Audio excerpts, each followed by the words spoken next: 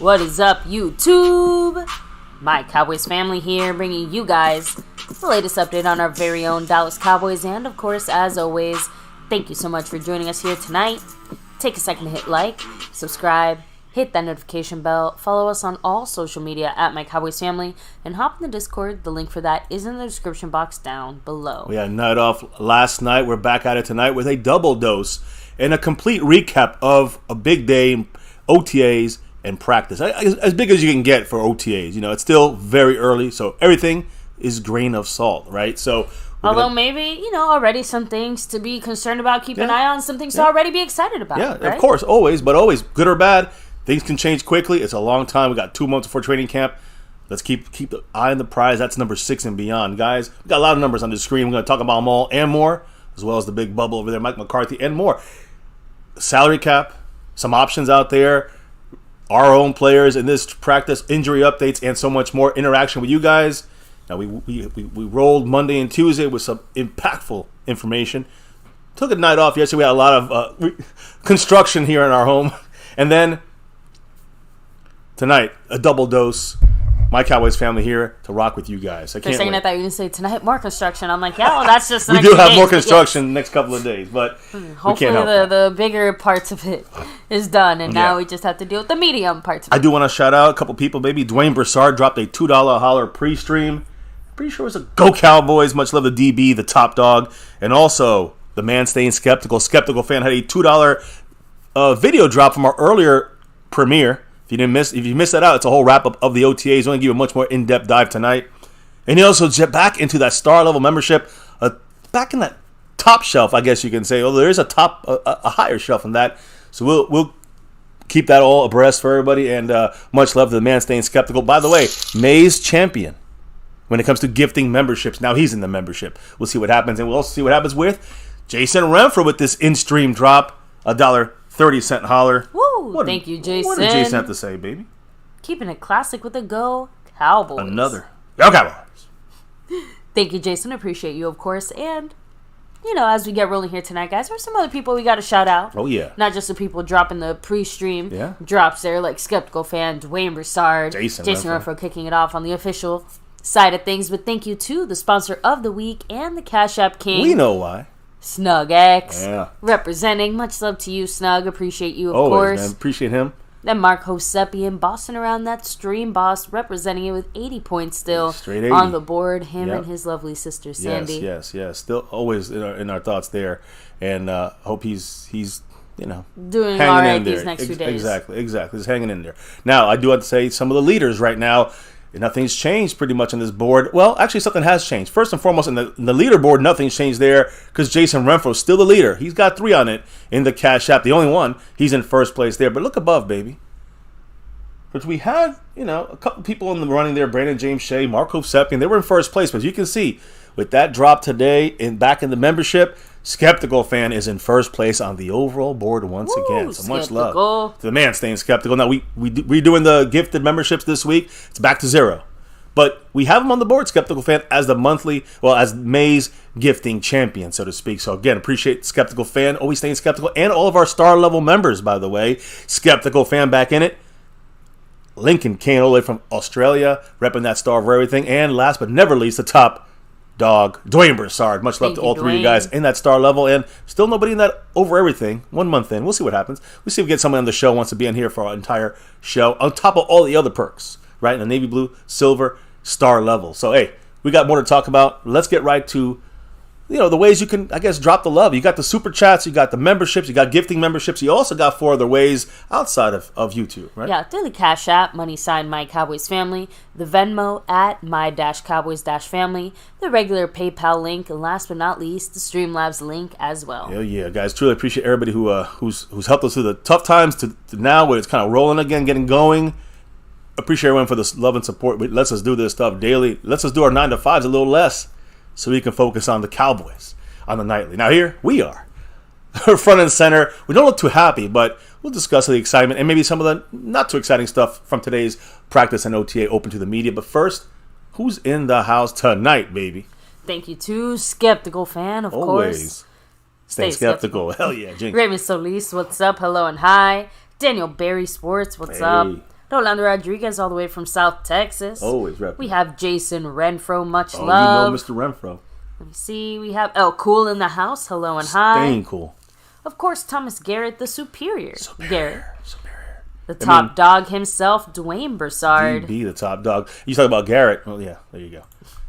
We'll feel a little clappy today. Mike Aldana, what's up? Hello and hi. Let me see. I think that's as far back as I can go. So, yeah. So, thank you again to everybody here hanging with us. And, baby, we have a lot to get through. So, hit like, sub it up, hit the bell, all that good stuff. But let's get right to it because, a very busy day of OTAs for our Cowboys and also kind of throughout the NFL. Yeah. We weren't the only ones up to some stuff. And also, even some non-OTA news for our Dallas Cowboys. But we knew about this with the salary cap. We'll talk about that in a minute. And getting some money back on that Zeke June 1st money. Now, first and foremost, let's just kick it off. General Dallas Cowboy news, not even Cowboy on the field news. The Cowboys are setting up, they posted today, Cowboys Nation, come to the Cowboys' second annual Juneteenth celebration presented by Miller Lite. Free entry, free parking for the whole family. It's going to consist of black-owned vendors, food trucks, and artists. Great thing there again. It's going to happen Saturday, June 17th at the Miller Lite. The Miller Lite House. You guys know where that is at the stadium, at the Star there. Or, I'm sorry, it's at the stadium, right? Yeah. So, 4 to 8 p.m. and on Saturday, June 17th. So, go out there and check it out if you're there. They were kind of silent on another thing today, the Cowboys. Obviously, June 1st, kicking off Pride Month. 31 of the 32 NFL teams. Well, I'm not sure if that's accurate, but I know the Cowboys were not one of the ones. Cowboys are not one of the ones that posted. They weren't, so, Not yet. There's still 29 other days, I guess. It's all right, but just, all kinds of people enjoy the Dallas Cowboys football team. So hopefully the Cowboys take a minute to acknowledge that like 31 other teams did. Anyway. Yeah. Now, I do want to say one other thing. Nice to see them obviously doing all types of events and things like that to they're getting, show their support for the community. They're slowly getting with the times. But, hey, look, I want to say about the East-West Shrine Bowl. That's the nation's longest-running all-star college football game. That is now officially moving to the Star in Frisco. That's big because Cowboy Scouts, there's more people involved. There's more people. Now the Cowboy organization is now watching the best of college. And that's important to me. Going into, when you have a great, scout leader there in Will McClay, I think that's going to only help the Cowboys. So East-West Shrine Bowl, nation's longest all-star college football game. Now it's going to be at the Star in Frisco. The bowl was held the last 2 years in Vegas. Since 2001, the East-West Shrine Bowl has been held in 7 different cities, but now it's coming to Dallas. Well, I guess not Dallas. I guess going to Frisco. But nonetheless, it's going to be in the Dallas area for our Cowboys to eyeball every single East-West, Shrine Bowl player from college. It's going to be I think it's an advantageous thing for the Dallas Cowboy team specifically. So, hey, that's actually, it's kind of general news, but it is very important to the rookies in the next couple of years coming out, from college. So now we can go to NFL news. Just general NFL news, media news. NFL Hall of Fame tight end Shannon Sharpe. You guys know this was coming. This was yesterday. He reached a buyout agreement with FS1, and that was his final appearance on Undisputed. Is going to be soon after the NBA Finals conclude. Today was kicked off the NBA Finals, and the Nuggets won Game 1. But whenever this thing ends, Shannon Sharpe is peace. See you later. He's out of there. Interesting. I guess that whole Tom Brady discussion and Bayless's asshole antics, and listen, they're both a-holes, but and we know the 4-letter networks and all these stuff. We know it's all about the clickbait and the fake news and the whatever. Yeah, that's what they do. But got to admit, there's obviously a streak of reality going on in that undisputed realm, and Shannon Sharpe basically, I think, has had enough of Skip Bayless making him look like a fool. I would say by association. By association. It seems also it's like he makes him look like a fool. Not really looking for. To me, Skip Bayless crosses the line habitually. He's a habitual line stepper. But that's what I mean, and not just that, but some of the things he says. It's like Shannon Sharpe, I think, is enough. Yeah. That's what I'm saying. He's gonna knock him out one day, and he knows he can't do that. So best to leave, I guess. Now, Tua Tagovailoa. He's wearing a small camera on the right side of his helmet, guys, at OTAs right now because Mike McDaniel, the head coach, thinks it's going to help with film study. Interesting. I haven't really seen that as a way of doing things. Just something to keep in mind because, again, accuracy, so maybe he's not seeing something. Coaches can help him see what he needs to see through that kind of almost eyeball view there. I'm honestly surprised that more teams or people don't do that. Just because if it was me, I wonder if it works. That's the problem for Tua. Well, you always get a view for where the QB is looking. You know, whether his eyes are actually there or not, right. You'll always know where he's looking. His head's turning the right way or not. I'm just saying, it's you kind of do get as close to inside their head as you can. We'll see if it corrects his issues, because they obviously still want to correct some things.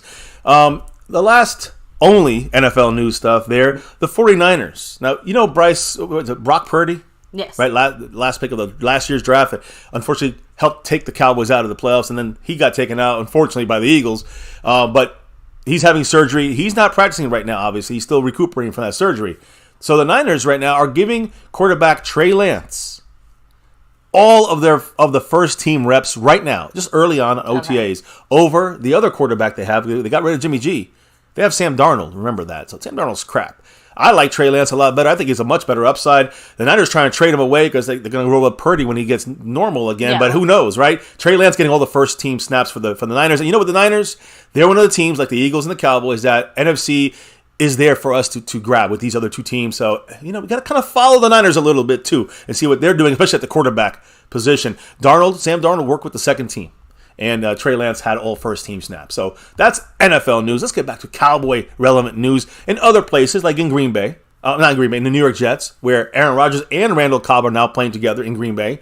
Interesting question that was asked of Randall Cobb. And it was about Dak Prescott. Actually, Jory Epstein, who is... formerly a Dallas Cowboy reporter. Now she's covering the Jets. Yeah, she's covering the Jets. So she brought up a Dak kind of conversation or viewpoint of when asking Randall Cobb if he fully appreciated how special Aaron Rodgers was before leaving the Green Bay Packers. Of course, he went to the Cowboys. And so he said, quote, I would say so, but I was very fortunate to go to Dallas and play with someone who I think is elite in Dak, and someone in Deshaun Watson in Houston who I think is a really good player. Interesting how he said that, right? He said, quote, obviously coming back to Green Bay and being with Aaron again, you pick up on the little things that make him so special, end quote. Now, we all know Aaron Rodgers is elite, right? That's without any question. But it's interesting to me, what's crazy to me is Randall Cobb's comment about going to Dallas, he was lucky, and playing with someone who he thinks is elite in Dak Prescott. Now, he played with Dak Prescott. It was not like me saying, oh, Dak is great, or someone who hates Dak saying Dak sucks. This is a receiver, a veteran, a Super Bowl champion, and also a Pro Bowler. He knows his shit, right? He knows more than all of us know, right? Whether we agree with Dak's a good quarterback or not, Randall Cobb knows. Randall Cobb said he thinks he's elite. Okay, that's an opinion. But then Deshaun Watson, who got paid more money than Dak, who's in Cleveland, got over, to me, way overhyped when Dak gets way disrespected. And he also played with Deshaun Watson in Houston, said that Deshaun Watson is a, quote, really good player. Dak's elite. Watson is a really good player. So again, it's just, I don't know. For those that hate Dak for almost no reason, think about that. Just a comment like that from a real player that played with both these guys. And not just that, but throwing it out here, it seems like every receiver who has played with Dak has enjoyed their time playing with Dak.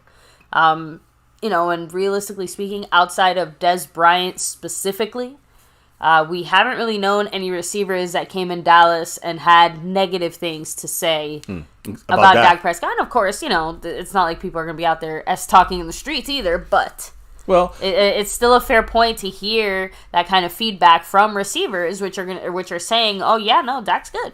Now, I also think, you have Bryce Butler. He talked a little bit of stuff, and he was, never heard from again, right? And so Bryce Butler to Randall Cobb, this apples and oranges. Let's be real about this.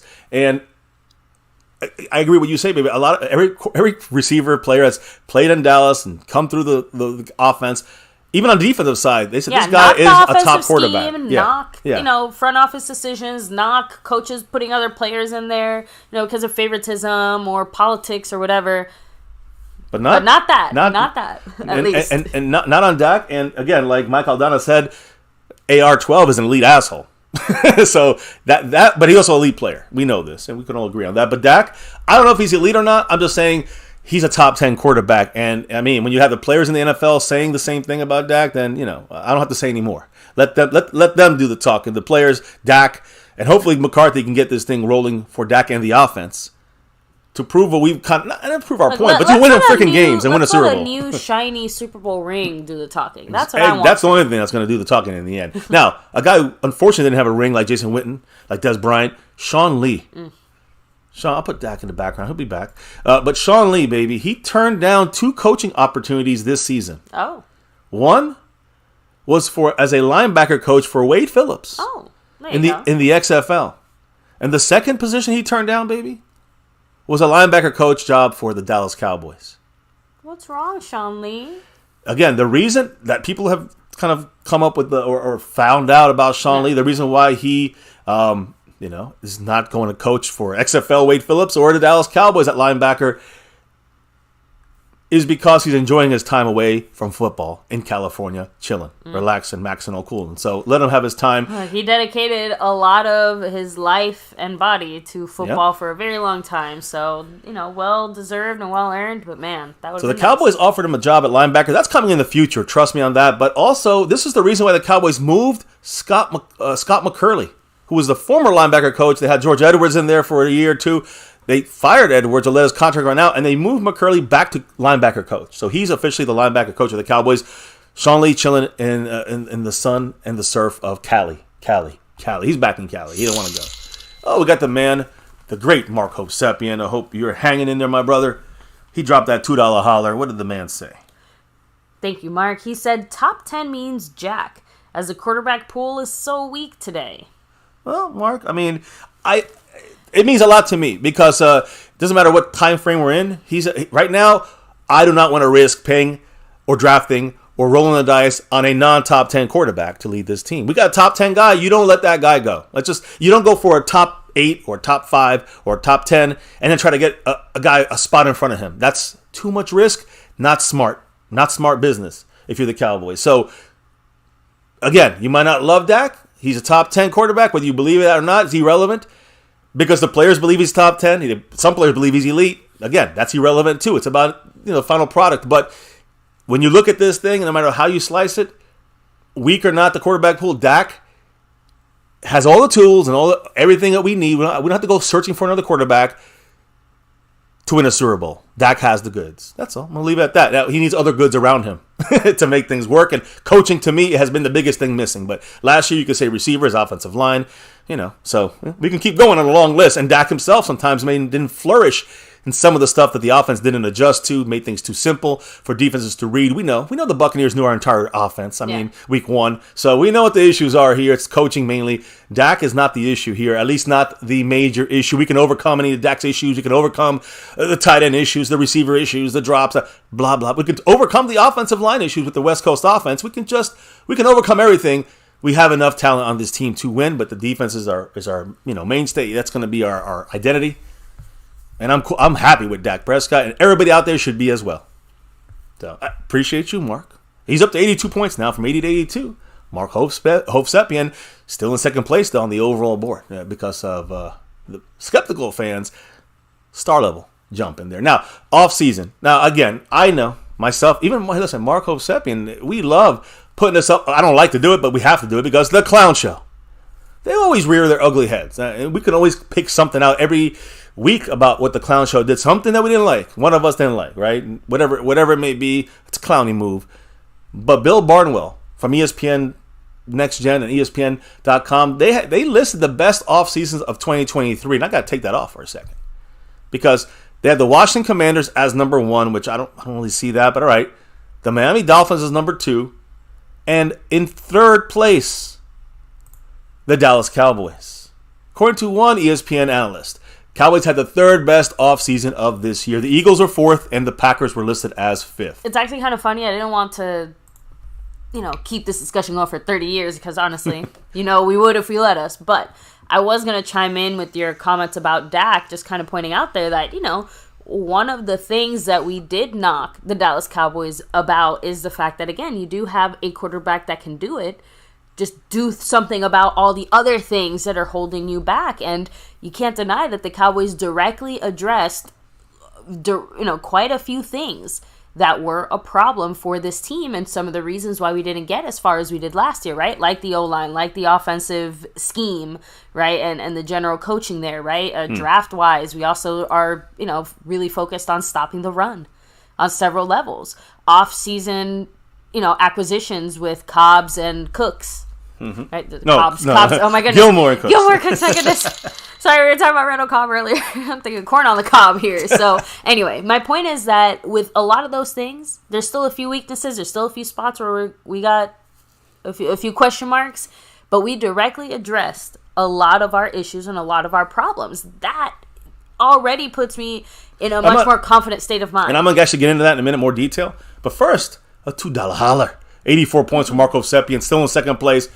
What did the man Mark from Hawaii, Mark H., had to say? He said, what's the offseason include? Draft and free agents? So, yeah, so to me... Trades as well. Exactly. So, trade acquisitions, free agent pickups. Our own or other teams, right? Exactly. So, obviously... and draft. I'll even throw in there any, like, a Zeke-type roster move, right? Moving on from certain players.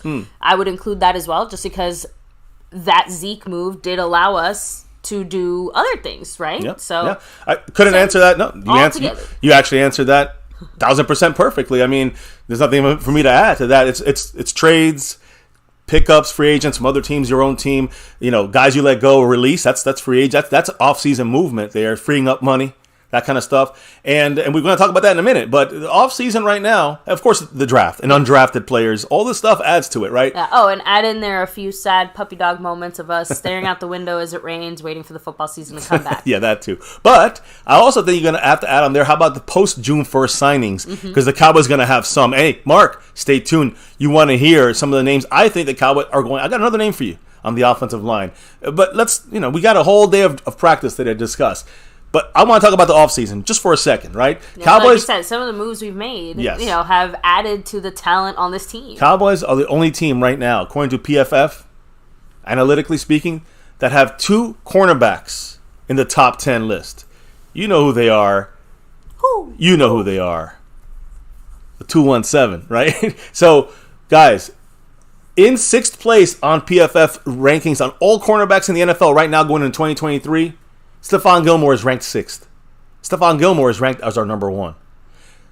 Then you look at Trayvon Diggs, he's ranked as number 8 in the NFL. So we got a number 1 and a number 2 cornerback that are ranked 6th and 8th respectively with Stephon Gilmore and Trayvon Diggs on our team. With this defensive line that we got, it's hard to say many are better. I think there's like 4 top duos of cornerbacks, and I'd say no one beats ours. So according to PFF, Cowboys starting cornerback tandem. We have 2 of the 10 best in the NFL, the only team with a pair on this list. And what's interesting, guys, is that remember, Trayvon Diggs is our number 1, but Gilmore, by multiple different sources, some don't even have Trayvon Diggs listed in the top 10, but Gilmore is the better cornerback according to, coverage-wise, according to pretty much every analyst. So we were doing great with Trayvon Diggs. Now we added a guy better than Trayvon Diggs. I'm just trying to put it out there, even if it's just for a year. Think about that for a second.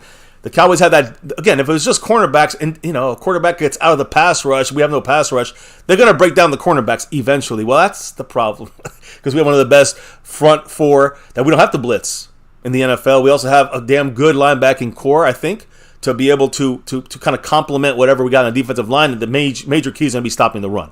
Mozzie Smith, Hankins. You know the deal here. We talked about it all the time. But that is a great move. That's an offseason plus for the Cowboys. Why I'm trying to say the Cowboys were actually, highly ranked in the offseason. This is another, we usually are very down on this front office.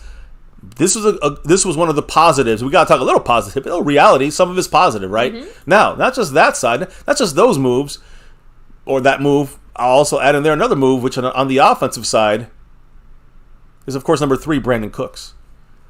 Now, Brandon Cooks, guys, again, we have him for 2 years. He's going to be $8 million and $12 million, I think, is the total.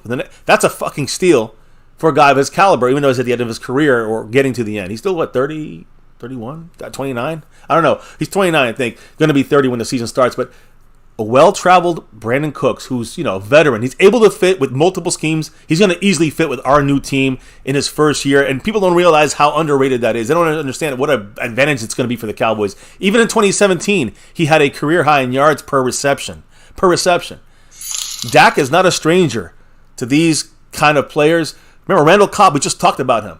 Amari Cooper, Yep. right? These guys, within boom, immediately almost hitting the floor running.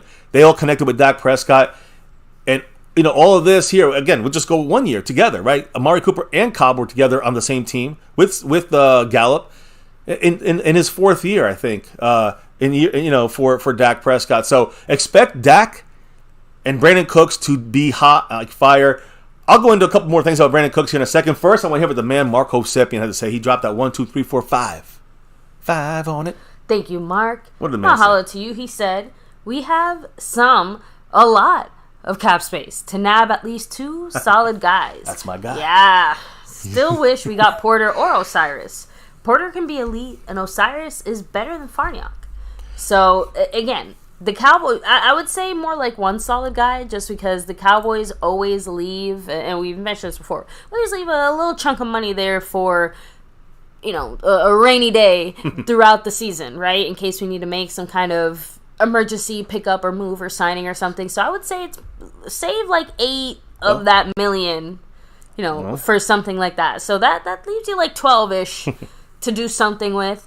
I agree, although I am going to throw out there, Farniok seems to be a real favorite of the Cowboys, and based off of some of the comments he made as well, it seems like the Cowboys definitely are counting on him to be one of their versatile backup guys. I agree, and I also think that, I hear what you're saying, I think that I don't trust in Farniok, so I understand where Mark's coming from. I agree with him about the drafting a lineman, Osiris Torrance. But we got to live with this now, and I think the Cowboys' plan was, they've been always sprinkling this around. Sprinkle. For months about, we got to wait for after June 1st. After June 1st. This is where the Cowboys like to do their dirty work. Well, so we'll see what happens. It's 1 a.m. here, June 2nd. So, Dallas Cowboys, what are you doing, Jerry? Are you sleeping right now? Well, I do want to say one of the moves he made. By the way, much love to Mark Hovsepian. How many points is that on the board? I can't see on my side. He's got 89. 89 points. A Hendershot, who didn't do too good today. I'll explain in a minute. Let me get back on course here. Much love to you, of course, Mark Hovsepian. Still in second place, but getting closer. Brandon Cooks, just to finish up, baby. His career catch percentage, 65%. His first season with a new team, his average overall is 67% of the career catch percentage, which is fantastic. With the Saints, 78%. Patriots only 57%. The Rams 68%. Same thing with the Texans. So look for about a 68, 69, 67% catch percentage, which means that ball hits his hands. He's not dropping it. He's catching it. He's going to fit right into the scheme as not our number one. Like these other teams, he was almost always the number one guy or 1A, 1B. He could be our 3. He could be our 2B. You know what I mean? Like with Gallup, right? Just what we need on that field, and we'll see how the Cowboys utilize him. He's not going to have to be overworked, and I'm happy about that. But does that mean we're done with the offseason there, Jerry Jones? Well, like I said, Steve Jones, Jerry Jones have been kind of dropping breadcrumbs about maybe doing something after June 1st. As I said on Tuesday night, June 1st, we talked about this already. We could get money back, right? So 6 teams picked up cap space on Friday as a result of the post-June 1st designated releases. The Dolphins, $13.6 million with a gained. The Browns, $10.9. The Cowboys, $10.9. The Commanders, of course, the Cowboy portion is Zeke's contract. Remember that, guys. Commanders got $4 million back. Broncos got 3.7. The Cardinals, 3.21. Now, post-June 1st, top 51, meaning, taking the top 51 contracts, and remember, you only count those. You can have 90 contracts, but they don't hit the salary cap. They stop at the 51st player. The top 51 cap space, teams, I guess cap space teams in the NFL.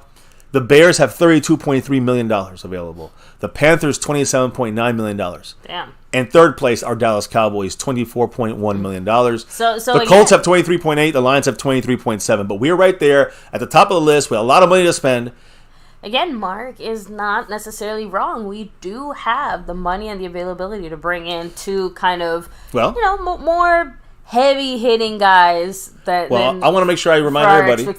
I know you brought up the fact that the Cowboys run into a season with about $7 to $10 million in the bank. I kind of said $8 million. Obviously, kind of just. Yeah, you say $8 million is a good number. 7 to 10 is good. It's about 5 to 8 is usually about really where it's at. But let's just say $8 million. Yeah.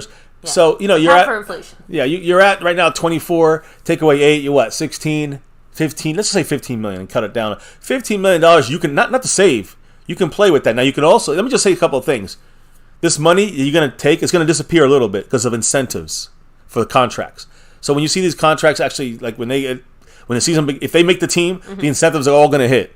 So you're going to see another couple $1 million fall off of this. So now we got maybe $12 million, let's say $12 million after the incentives hit. Then you got, what about practice squad elevations in the future? That's going to be cap hits. Injury settlements also for cap hits and paying, off the cap. Extensions, that's the one I'm looking at, not just for this year, but for next year. CeeDee Lamb this year, Trayvon Diggs, or both these guys for next year. Terrence Steele could be next year.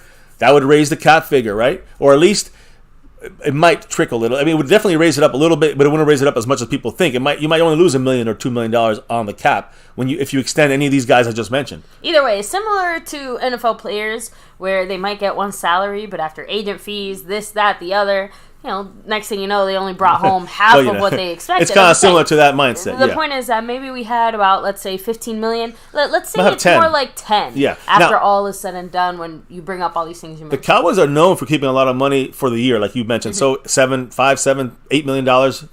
But 100%, you can't keep 100% of that $24 million, even the 21. Let's say 20, and then you take, by the time you cut everything off, you have an easy $10 million to spend. So here's my thing, though.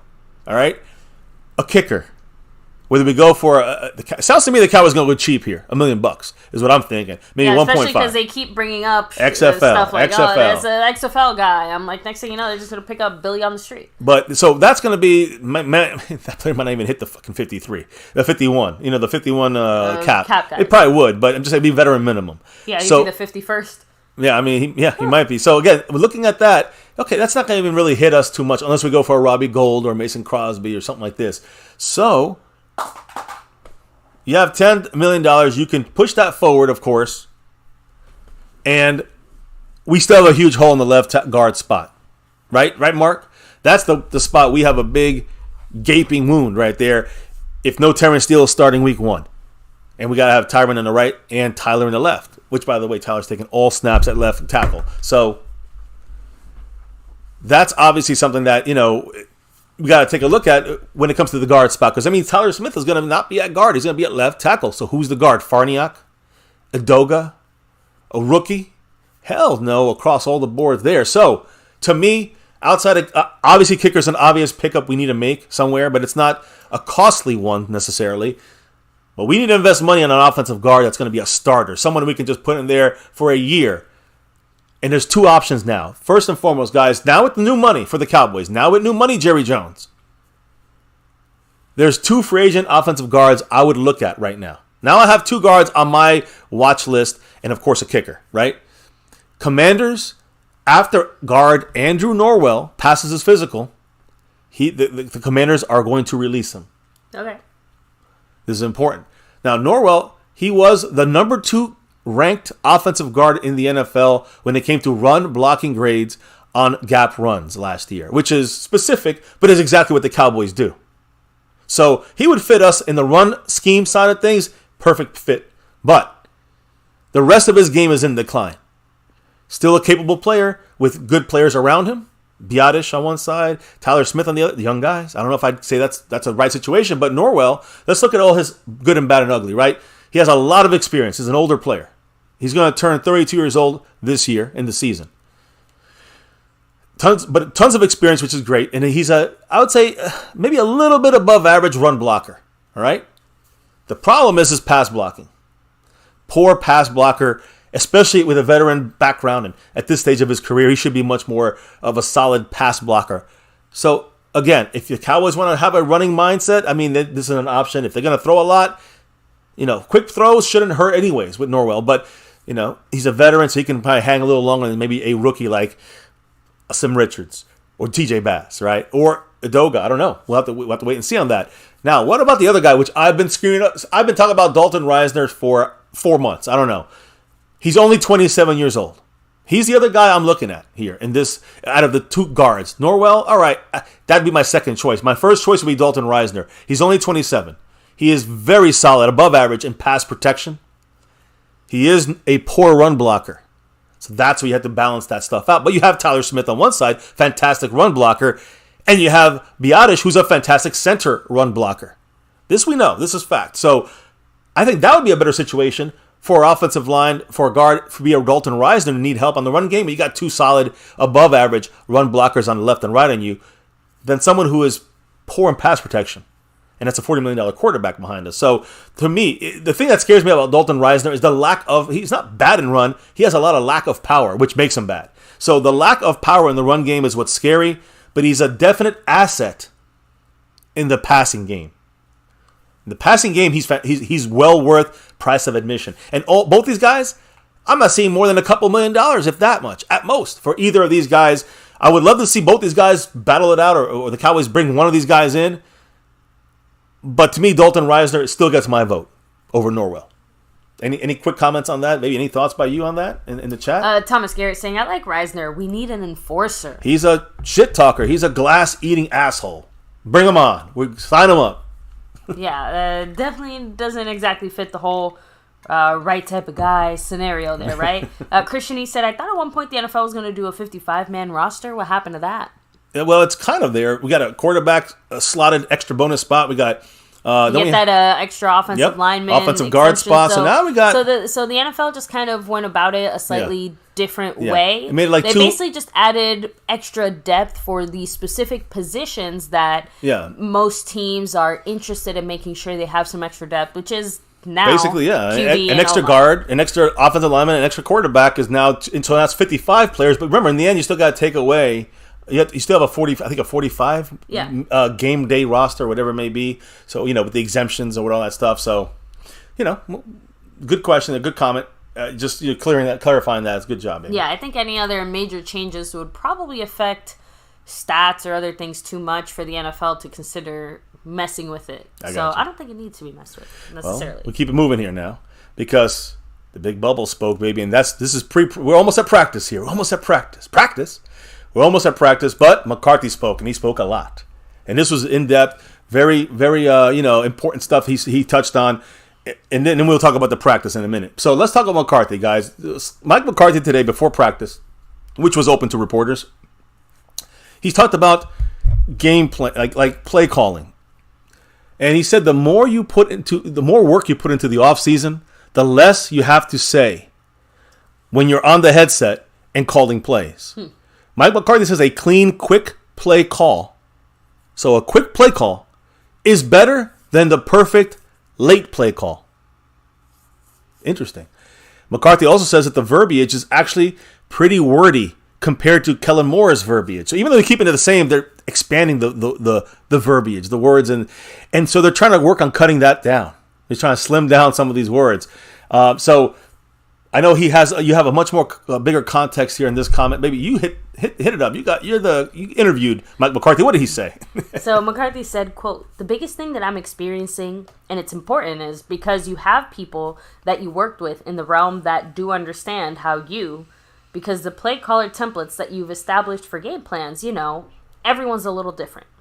So that's where we really need to focus on here over the next couple weeks. And obviously through training camp, because we spend so much time scrubbing down the offense and getting it the way we want it. And so this offensive staff has put in unbelievable hours in this. It's really like a first year approach for us. And it does take up a lot of our time. Because the most important thing we do when it comes to in-season is we've got to have the game plans tight. You don't want to be wasting time and reps still concept detailing and things like that. So I think we've done a really good job of that. But the biggest thing I've experienced right now is just really getting everybody on the same pages as far as the vision of how the game plan, specific of our situational football, how it's tied to the game management component. Because those conversations that we're having now will make our in-season process smoother. I'm not really worried about Sundays. I'm actually focused on this. Because as a play caller, you really get a chance to compete against the other guy, and that's something I've always enjoyed and tried to put as much time as I possibly can into it. So I am looking forward to that.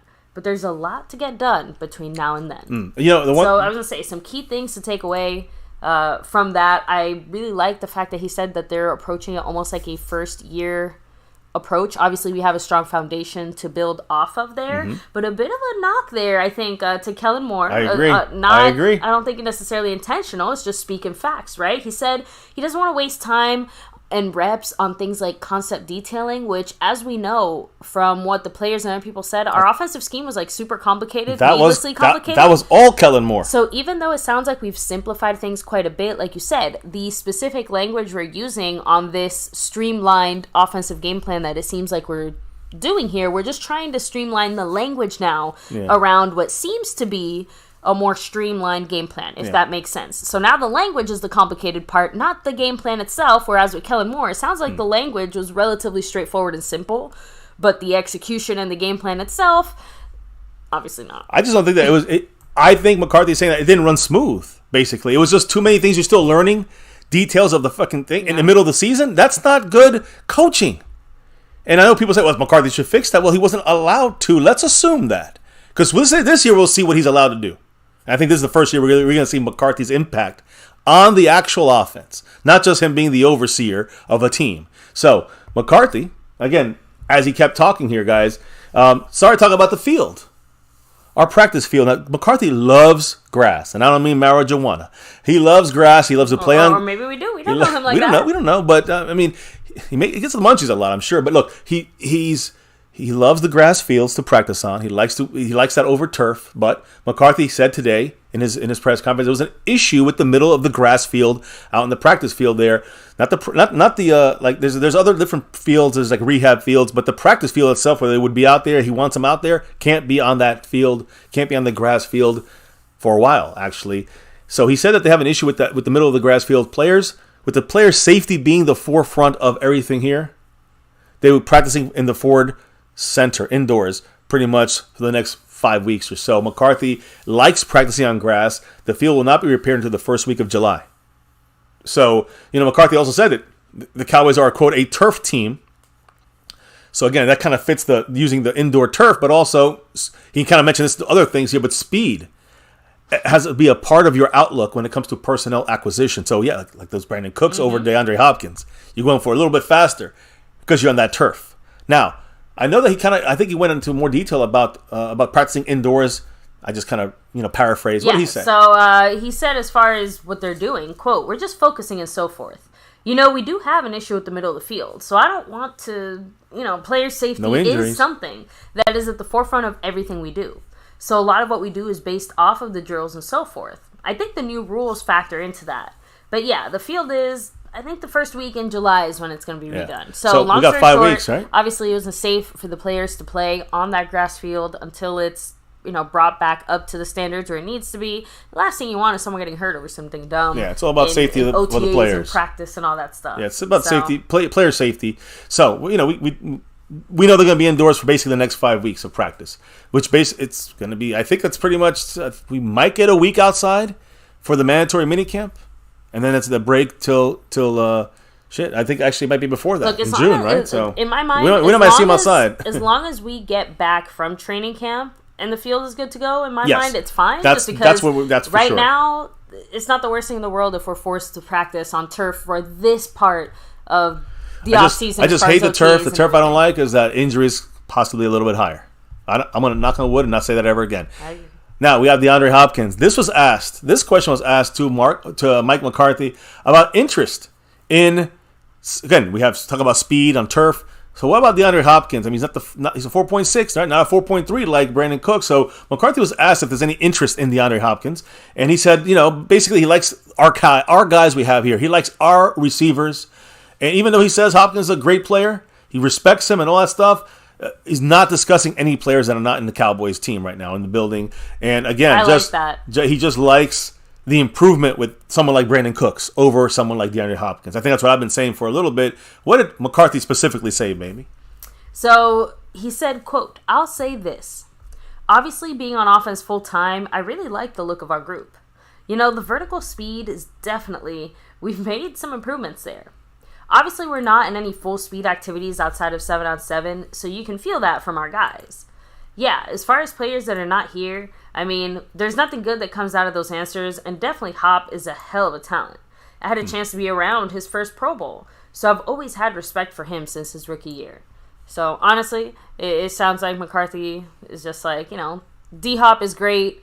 there's no reason on focusing on receivers that are not currently Bye, on D-Hop. this roster. So, Bye, D-Hop. These are our 3 guys right there on that screen.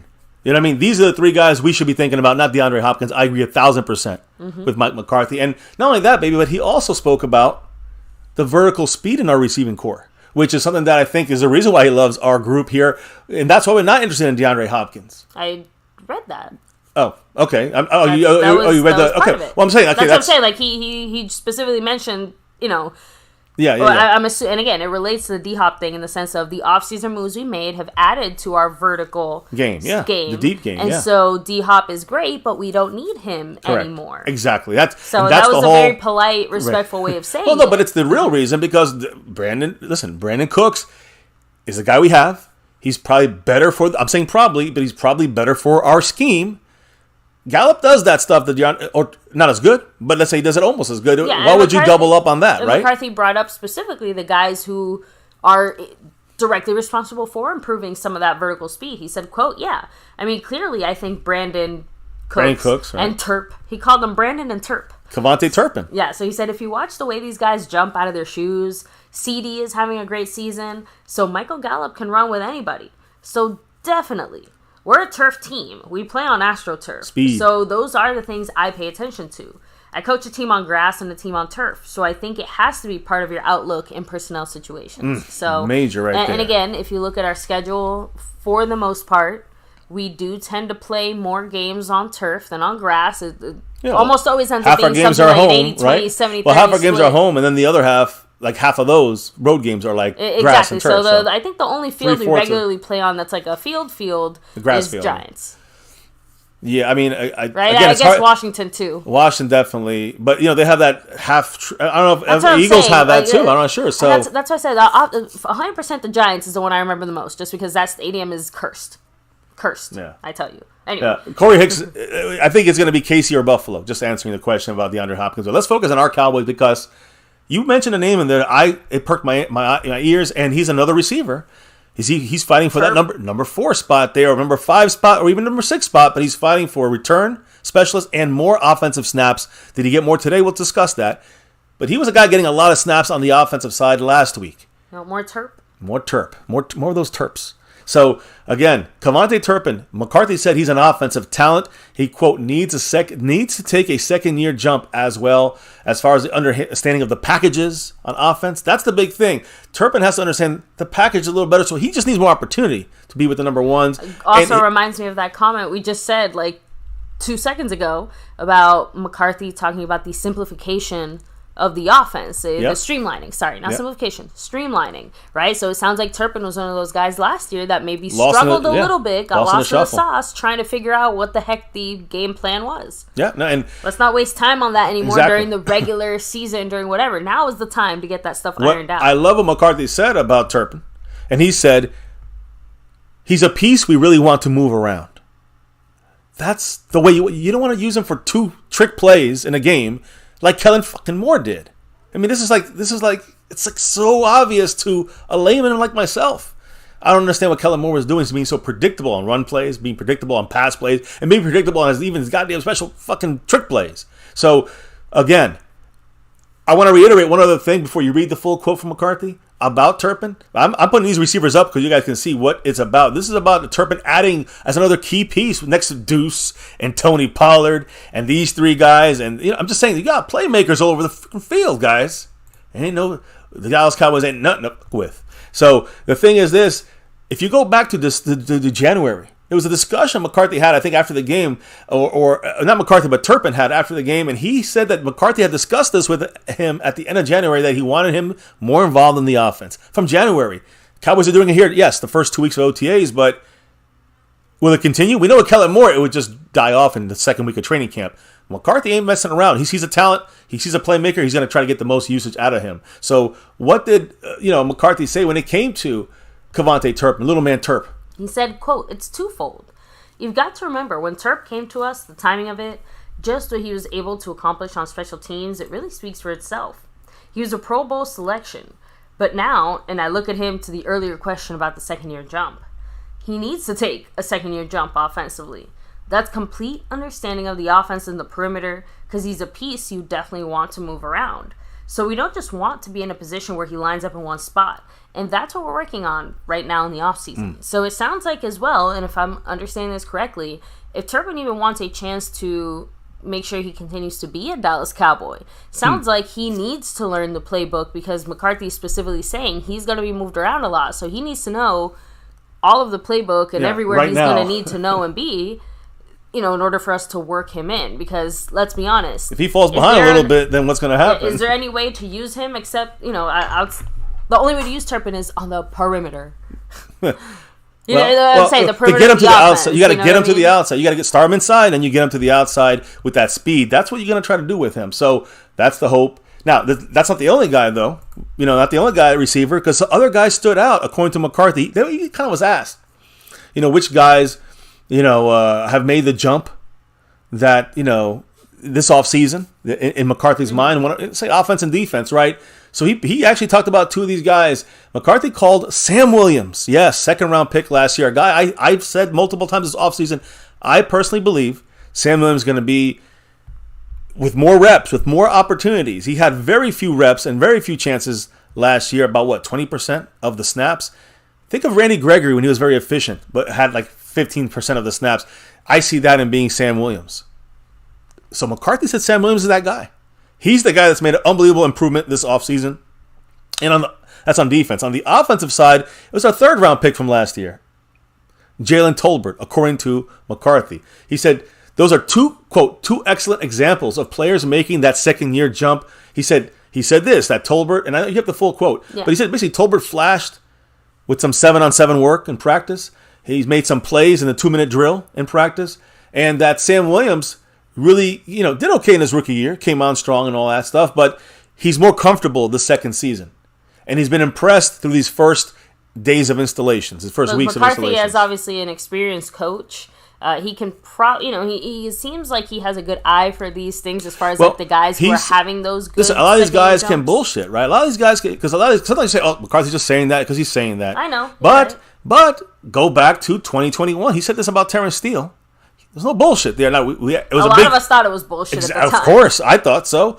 But McCarthy said, "I see something in this guy's second year. It's a big jump." And Duke Manyweather probably a big help in that too. But that combination with Tolbert and Sam Williams, if you believe McCarthy's not BSing on this, then, again, expect better. I'm not saying they're superstars. I say expect better things from them this year than last year. Not as much of a bust for Tolbert, and not as much of not as little opportunity for Sam Williams. He's going to have more opportunities this year, and he's going to be solid. Run stopper, hopefully, as well as that pass rusher we know he's got in him, right? So we're going to see that. And what did he say, baby? I'm going to let you speak. Yeah, he said full two quote. Excellent examples, Jalen and Sam. Sam really came on for us. The more opportunities he was given his rookie year, the more productive he was. You can see the comfort in what we're asking him to do. Really schematically moving around is some of the things that the defensive staff is doing. And Sam, I've been impressed with Sam so far the first 3 installs. Jalen has made some really nice plays, particularly in the 7-on-7 and 2-minute situations. So I think both of those guys are definitely making that jump. You know who else is making the jump? I know, the man, Cowboys Mosh in the house. What did he have to do, baby? He dropped that 5 on it. Now you get your jerseys from him. Did you get your jerseys from Mr. Mosh? He's got multiple channels. Just make sure you sub them all up. And I have a feeling there's some poker going down. What did the man say? You got some House of Pain playing in the background? Jump around. Dallas Cowboys for life. Yeah, man. Great channel over there. Much love the Cowboys. Mosh. The Mosh, man. He's always, he's been repping that star here on YouTube for like 20 years. Something like that. He's been repping a star here on YouTube since YouTube has been YouTube. Yeah, and he's one of the OGs that got old MCF here, and this channel kind of kicking off here. So much love to him always, and much love. He's on that board there, tied for 6th, which is what the goal is, right? We want 6, as you see on my shirt. We want 6 and beyond. So much love to you, Cowboys Mosh. Sub it up to him. Make sure you go and play poker over there late night streams after our stream. He's rocking it. So much love to Cowboy Mosh. That was basically it. Long story short, McCarthy seems to have a decent eye for noticing those players that are ready to take that year 2 jump. And it's nice to hear that one of those 2 players, have to admit, is a receiver. Just saying. That's a big jump. We need that jump there from a receiver's, in depth. Yeah, and especially also because of I mean, it was Tolbert last year that got the short end of that stick, right? Or not Tolbert. Who wasn't it? Tolbert, the guy we drafted that we thought was going to do all these. Well, he got the short end of the stick. He got the full plate of stuff when he had to learn every position. And that detailed Kellen Moore offense, right? You can bring that up again. When I say short end of the stick, I just mean that again. It feels like he was almost set up to fail, based on, I think, again, the Cowboys' expectations. The execution of the game plan, everything, like, it seems pretty clear from early on that, it didn't seem like it was going to work the way the Cowboys initially intended. That's all I'm saying. And I think that's the thing I think that's a big thing to remember about this is, I'm sorry, excuse me, the fact that, wait, repeat what you said at the end. I wanted to hit something, you kept going, and I kind of got lost in it. You were saying that Jalen Tolbert, that he kind of got the short end of the stick because we basically set him up to fail. You know what I was saying. Well, it's more. It wasn't setting up to fail, but I think it was like I think that Steve Jones wanted to give him, more than he can handle year one, and it was not just an adaptable offensive scheme. It was the Kellen Moore, as we already know from McCarthy in this here stream. We heard him just say that it was just too developmental stuff. You're in the middle of the year, still learning stuff. So it was if our veterans are having little issues there with some of that stuff, what do you think Jalen Tolbert's going to have? So hopefully that's going to minimize some of the issues Tolbert had last season, and just hopefully he's going to be a superstar. Maybe he's going to be a good number 4 or number 5 for us. We'll see what happens for now, and then we'll see what happens going forward. We want him to be more than that as a third round pick. Start there. And let's go from there. Exactly. So now the next topic that Mr. Mike McCarthy spoke about was, basically, as a head coach, he said you have to be more flexible, more versatile. And that's kind of the conversation he had with the team about being more versatile and flexible. McCarthy says that the 17th game impact, that extra game, is a real thing that affects a team. He says he felt it with the Cowboy team. He says availability and flexibility is the conversation that they are continuously having. But which is the one room they're having it more than any? Flexibility and availability. O-line? Offensive line. I was just about to say, like, it has to be O-line. And again, those comments from the other day really stand out in my mind because I feel like that's the biggest hint to what the Cowboys have planned that we've heard so far. And he spoke at this as late as last night with his offensive line room. So McCarthy says that the history in his mind tells him that continuity across the offensive line, continuity meaning the players don't move too much, even though you have flexibility and versatility, you want continuity across the offensive line, and that figures into wins versus losses, wins over losses. So McCarthy wants to keep that offense, and that's why you're seeing Tyler Smith playing left tackle full time. And Tyron Smith, he can play left tackle, but he's playing right tackle because Terrence Steele probably won't be ready. And that's the reason why. We got to figure out that left guard, though. So McCarthy said that, what he talked about more coaching kind of information here. Scott Tolzien. You guys don't know who that is? Well, now you do. He's the quarterback coach for the Cowboys, replacing Doug Nussmeier. He was a quarterback assistant coach last year. Now he got promoted. So what McCarthy says, and he worked with him in Green Bay, McCarthy says that the thing that jumps out about Scott Tolzien was his work ethic. He knew that, the player himself, the player was a hard worker, great work ethic, and that's when he kind of saw he was built for a coaching type of job. The first day he was on the Packer team back in 2013, 14, and 15. So what did he say about that, maybe, and about Scott Tolzien? Again, you want to know who's kind of keeping track and helping Dak? Scott Tolzien is. So said, quote, as a player, the one thing that jumped out at me about Scott is you talk about work ethic and really what these professional football players have to go through mentally, emotionally, and ultimately physically. But Scott's mental preparation from day one was he stood alone. When you go back and instead of playbooks, we went from the paper playbooks to the iPad. So there's something that you watch, corrections, testing, things like that. And the thing that was, Scott was always at the top of the list of how much time he spent on his iPad compared to his teammates. It wasn't even close. And it was funny because I don't know if he ever went home. He was always at the facility. Now he's married and has a couple kids now, so he's doing a much better job. But he was always there. Couldn't get enough of it. So you could tell right away just his mental preparation was top notch of all the guys I've worked with. So, he reminds me of, Kellen Moore. He's a quarterback, studied hard, always studying, So, hey, maybe this is his Kellen Moore now replacement there, and he demoted him from offensive coordinator to quarterback coach. I don't know, but either way, McCarthy likes his work ethic. We'll see what happens. I think it's a Yeah, it sounds good. Just honestly, I think the funniest part for me is more the fact that he seemed to imply like he's always been a guy who obviously likes to hit the iPad, so to speak. But the fact that now he has like a wife and kids, it's like, oh, you know, now he knows how to have work-life balance because he has a life. Exactly. No, that's funny. So anyway, Scott Tolzien, quarterback coach. Now, McCarthy said there's a tremendous amount of responsibility to get ready away from the team. Like the Duke Manyweather, right? Like that off-season upgrade we see from Terrence Steele.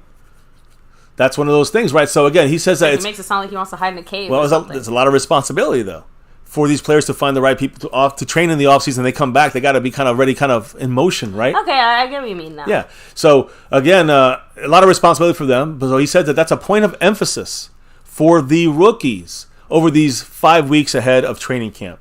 So when they're gone for 5 weeks before training camp, the coaches want to make sure they get them in the right hands in this 5-week break that they have before training camp. So McCarthy said that they feel that, again, I look at these guys, especially the rookies that he's talking about, and of course the first guy I think about is Mozzie Smith. Mozzie Smith, guys, according to Mike McCarthy, says that he feels that there are more pass rushing abilities still available from Mozzie Smith. So far in just early OTAs, there's something about him that he has that pass rush ability naturally coming to him. McCarthy said this about Mozzie Smith, I'm paraphrasing here, just basically he wants to see him hitting people in pads. All right, he wants to show everybody what he can do in pads. And he feels a lot of pass rush potential going forward with Mozzie Smith. That's great. Imagine as a nose tackle, a guy who's, there to stop the run. We know we can do that. Add that pass rush, you got a 3-down guy there. So that's the goal eventually for Mozzie Smith. And again, McCarthy added, that he loves the way he's wired, and he's off to a great start with the Cowboys. What do you have on Mozzie, baby? Quote, I think yes more than ever. I think those guys have to do, and every organization is a little different, to get their work in the limited fashion you have them. I talked to the team and the offense about this again today. There's a tremendous responsibility on our players to get ready away from the organization and away from the coaches. So much of what we do in the planning and prep, but also the forecasting for the 5 weeks off. That definitely will be at the highest level with our rookies. So, hey, you got to protect those assets. Hey, right? Listen, that is very important. And I know we continue talking about the excitement he has for Mozzie Smith, the rookie, their first-round pick 26. So McCarthy said, quote, no doubt. And for a guy like Mozzie, you can't wait to see him in pads. He's ready to show everyone what he can do in those pads. I think, and we said this during the evaluation process, we feel there is a lot more pass rush potential in his body than based on the opportunities he's shown in his college career. So I love the program he came from and the way that he's wired and physically, but his emotional connection and so forth. He's off to a good start. I love it. Love to hear it. And that's what you want from these rookies in these very early times. You don't want to see, they're not even wearing pads, guys. No pads. So you just want to see them just looking like they got that ability coming up. That to me is, great to hear. Now, I also want to hear about the veterans and our number one, our face of the franchise, our representative here for this defense, Micah Parsons. Guys, Micah Parsons, we don't want him breaking down. McCarthy said the next step for Micah right now is basically continue being elite. Just staying elite, right? How does he kind of stay on this path? It's how he affects the game and how he creates opportunities for other players on the field. So what did he say what did McCarthy say about Micah Parsons, baby? He said, what year is he in again? This is it's a normal flight from year 1 to year 2 to year 3. So, now he has an understanding of playing in 19 games. That's all part of his experience and growth. I think we do a very good job in the rest and recovery area with the players. I have to agree. And I think the communication between the players and the coaches and training staff and the strength and conditioning staff is, I like where we are there. So those are the things that really factor. So our schedule's always going to be challenged just because of the national games and the travel. So those are the kinds of things that I think about. I don't think it's just an individual player in Micah's situation and it's just him directly. So we're talking about, now that I've had 2 really clean years of what the schedule looks like, I think we'll definitely get better in that area. Again, Micah's I like incredible. the fact that McCarthy brought up a specific point. No, we travel more than most teams, True. Right? Just in a very base sense, because of our division, we're the odd man out there as far as distance, right? We're all the way down here in Texas, down there. Here, I say here like they're here. We're in the South too, just the other side of it. Yeah, that's a good point. He brings up the traveling can turn into wear and tear as well. But also the kind of national games and stuff like that too. Just saying, like it's a rough schedule. It's a rough travel. Do have a much rougher schedule than I think most teams. And on top of the great Micah Parsons, who speaks later today, later in our stream, we'll say what he said.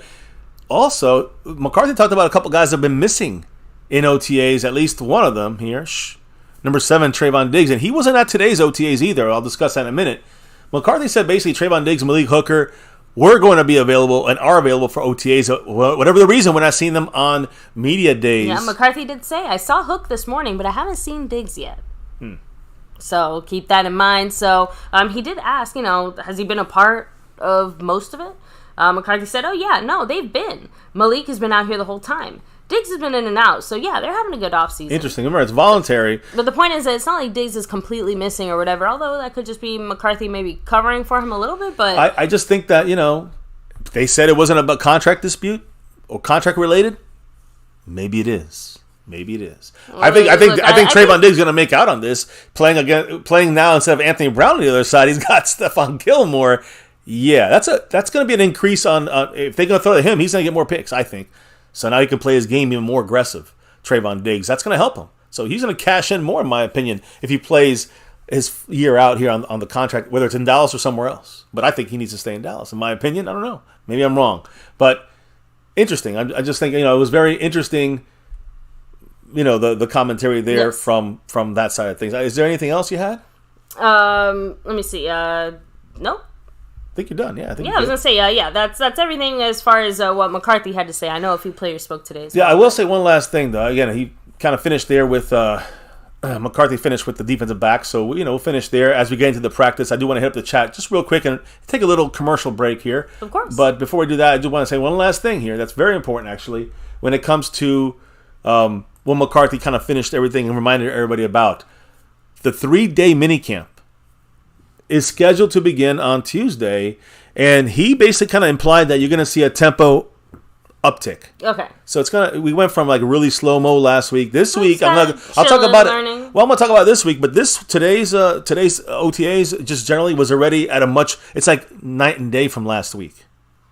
So the intensity, even though you can't get to a certain point, right now, it's still built up a lot from last week, which is walkthroughs, to now it's a lot more intense, a lot more physical. And next week, next Tuesday, the minicamp is scheduled to begin, and I'm pretty sure that is mandatory. So everyone's going to be out there if you're healthy. You're not getting a vet day or something like that. But you got to be attending, and you got to be there. So that includes you, Trayvon Diggs. We'll see about this tempo uptick, but today was one as well in practice. Now, I'll take the commercial. Make sure you remind everybody, here with with Mike McCarthy here at MCF. Who reps it? What do they do to... make sure to take a second, hit like, subscribe, hit that bell, follow us everywhere at MyCowboysFamily, all social media, and of course, hop in the Discord. Link is down below, but we do have to give the shout out to the man SnugX. Much love to you. He is the sponsor of the week and the Cash App King. Boom. So tip of the hat to you, of course. And Mark Hovsepian started off the night a little lower, brought himself back up. He's got 84 points on that stream, boss. Don't forget the king of the Cash App, SnugX. Trying to hold it down, but we'll see. Jason Renfro right now got the inlines, attacking that crown, and Skeptical Fan in first place currently on the overall board. Those are our leaders right now going into this thing closer to another day closer to the weekend, right? The Fan Friday, of course, other ways to help the channel, guys. Not just super chats, not just the memberships. You can also gift memberships if you're a member, which is always an awesome way of helping the channel.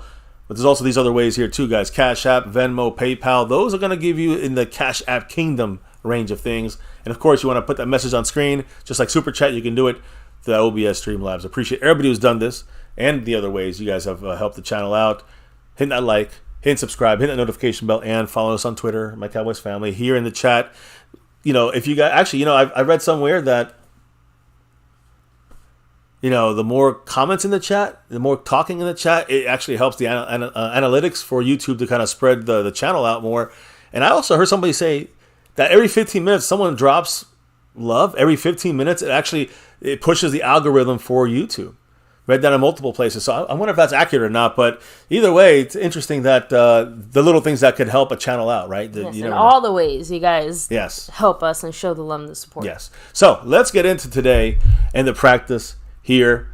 When the tempo difference right off the bat, it was a completely different thing for today's practice than last week's practice, guys.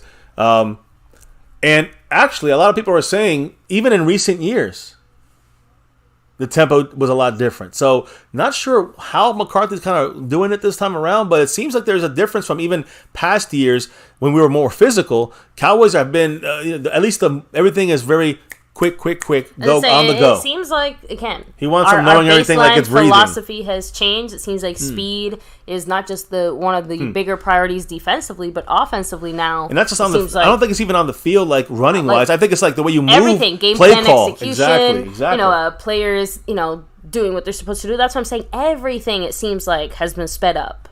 You know what I mean? I agree. Just one or two little things like that. Agreed. So. That's what I think. That's the thing. It's not just speed because we got faster players.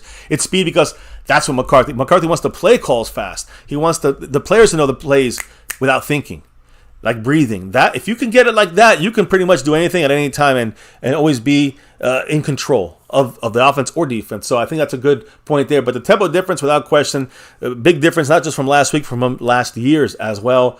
And then you look at the foundation basically being laid for Oxnard and training camp right now. This is what you're seeing. We're going to talk about injuries here. There's injury update time. But first, got the Mosh Man in the house with that $2 J. Lou Holler, who spoke today as well. The Mosh Man, much love. He said... What did the Mosh Man Has say? it been 15 minutes? Well. It has been, I think. It has officially been. Hey, Mosh back-to-backed it. So it has been 15 minutes, I think. I'm pretty sure. And those analytics do help the channel. So... Again, it's super chat wise, right? So if you go to Cash App, whatever, it's not the same thing. But anything you guys do, it always helps the channel. We appreciate every single one of you guys for your love and support here. Now, Mr. Mosh Man here, with that drop, he jumps over Jason Renfro and also breaks a tie as he marches up this board here. My Cowboys family. Here we go. So again, 5th place. Thank you, appreciate you, of course. Always, Mosh. So you guys sub it up to this channel right now if you haven't done it yet. So.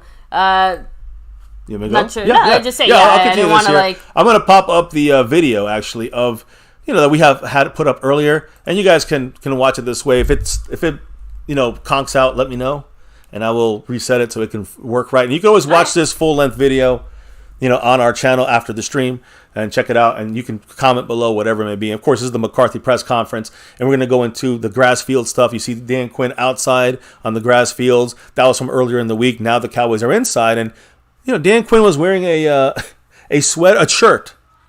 Doomsday Defense. We're talking about repping that 70s team. Some people say, it's the 90s. That. No. It's the 70s team. So, yes, it's the original OGs, the Doomsday Defense. And, I can go through the whole list. We're not going to do that today. But bringing that flavor back, that's what we like to see from old Dan Quinn. And I trust in Dan Quinn. Yes, that man right there. Who's there's on the field. You see us with the marshmallow hats there for the offensive lineman. Again, this was from last year. This is not this year, but that's an outside view of what you'd see from our usual practice days. But now we're going to be, he's pointing inside. We're going inside to the Ford Center, and that's where it's going to be pretty much the entire summer until we get to training camp. So we're not going to see the outdoors until week 1, the practicing for that, the first couple of weeks when we go back to Dallas. Now there's Dan Quinn with the Doomsday Defense t-shirt with some of the rookies there. Number 37, Eric Scott Jr., and the team came on the field, and you see Dak there in the middle, and you see Dak take over. Now I'm gonna let the play. I'm not gonna talk on this. It's not gonna really correspond to everything. So I have some notes I want to make sure I get out there.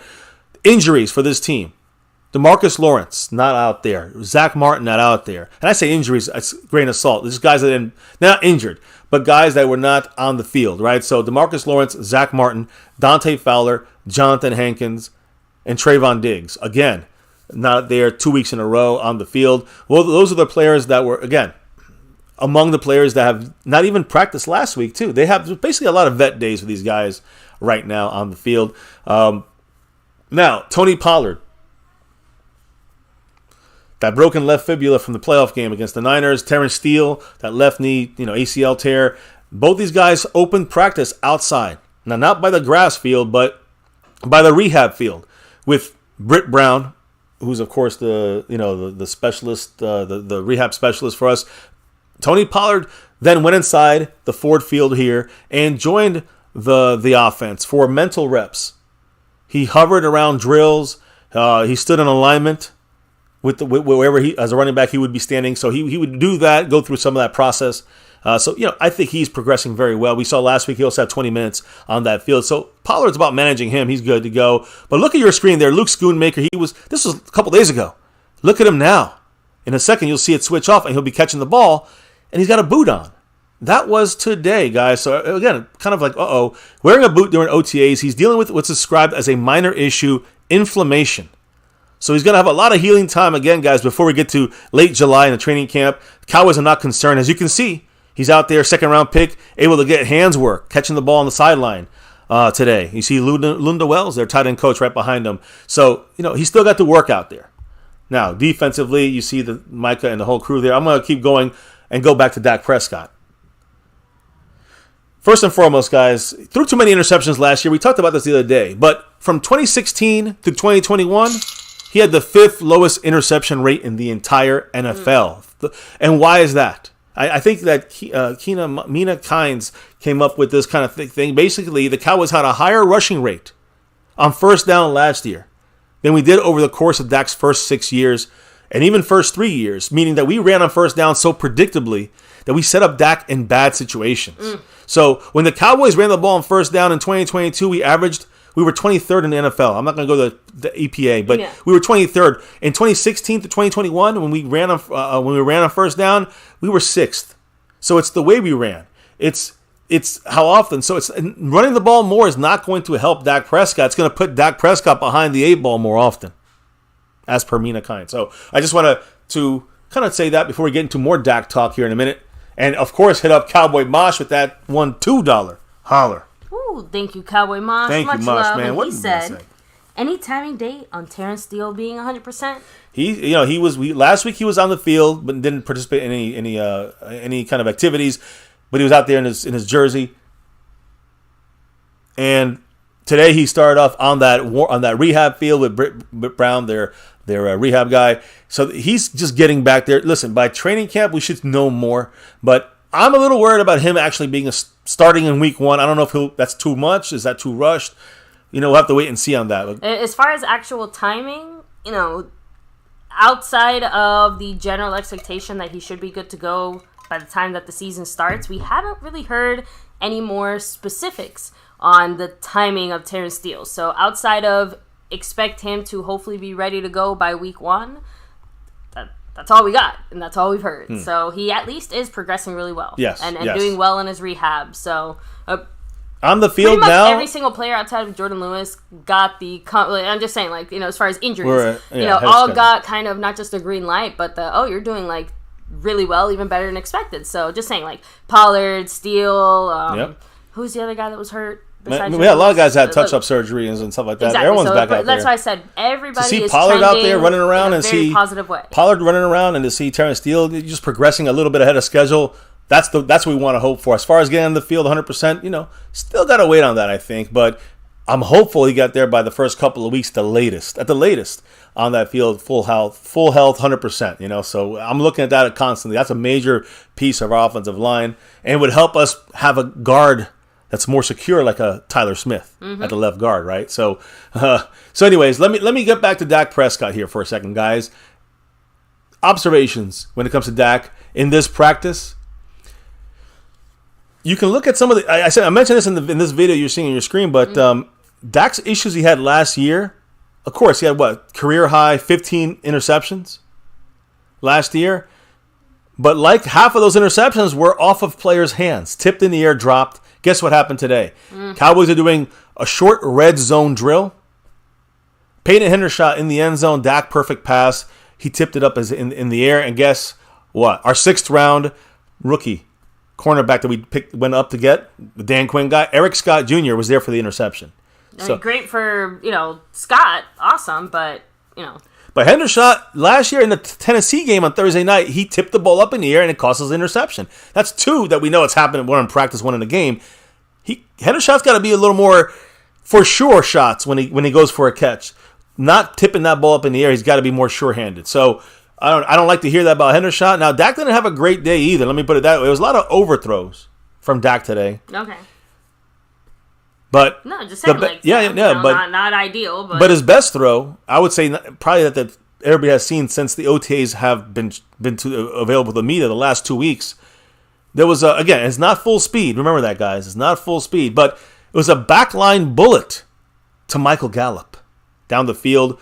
Malik Hooker, again, it was not full speed, so Malik Hooker might have been able to make a play on the ball if he was in pads, if they were going full speed, right? But Dak let it rip. Great pass, touchdown to Gallup there. And it was, I think it was red zone work, so it was just very good play by Dak to Gallup. Great, nice looking pass, right? In these 11-on-11s, Simi Fehoko scored a big touchdown reception on the 7-on-7 2-minute drill. He continues to show some flashes of what he showed last year in training camp. But what's the issue with him, baby? He never can do it when the lights come on. He just doesn't do it. I just hope one of the Fehokos can do something for us. That's it. Right now, Simi on the receiver side, we want to know who's going to win this battle. Well, he's having a good. This is what, the third year he's having, at least the second year he's having a good, off season, a good, OTAs and training. But he never can produce this in a game time situation when the lights come on. So Fehoko, and you should look at the receivers here, guys. Fehoko and Jalen Tolbert. As McCarthy spoke about him before the practice, they made some plays today in the passing game. Now, we've seen this from Fehoko before, and he don't seem to able to do it when the lights are on. Maybe Jalen Tolbert, now that he's found it a little bit, maybe he'll be able to do it now when the lights come on. Tolbert made some great plays in the passing game. There was also intensity from the defense. So, it was like the offense and the defense were testing each other, which is, you want to see that. The passes, that were caught by the receivers, they were earned. The defense was playing hard, intense. Simi Fehoko, he did show some separation, which is good. And the confidence in Jalen Tolbert's route running. Remember, that was an issue last year. The confidence he's in doing his route running, it's growing. You can see him growing and developing. So the battle for that number 4 spot right now seems to be Simi Fehoko versus Jalen Tolbert, with Turpin as being the next guy on that list. So that's kind of the receiving depth chart, in my opinion. Now, other receivers, and you just saw Kavontae Turpin, number 9. He's doing more on offense. Second straight week in a row, little man Turpin. So, again, last year, not many chances, remember? And another point, last year he was doing his USFL thing, right? He was preparing for a game against the Pittsburgh Maulers right now. He was not with the Cowboys at this point. So, he's getting a true offseason, NFL style, and not having to kill his body and, playing football for the USFL right now, right? So, we're hoping to see a lot from him. We're hoping to see how McCarthy can use him. Yeah, hopefully just refill that battery that got drained, right? Yeah, but the bigger thing is how is he going to work in the offense? And he has at least one miscommunication today on him with Dak Prescott today. So he's got things to clean up. It kind of goes into, again, some of those comments that McCarthy made earlier as far as what he needs to see from him, in order to involve him more in the offense the way he wants to.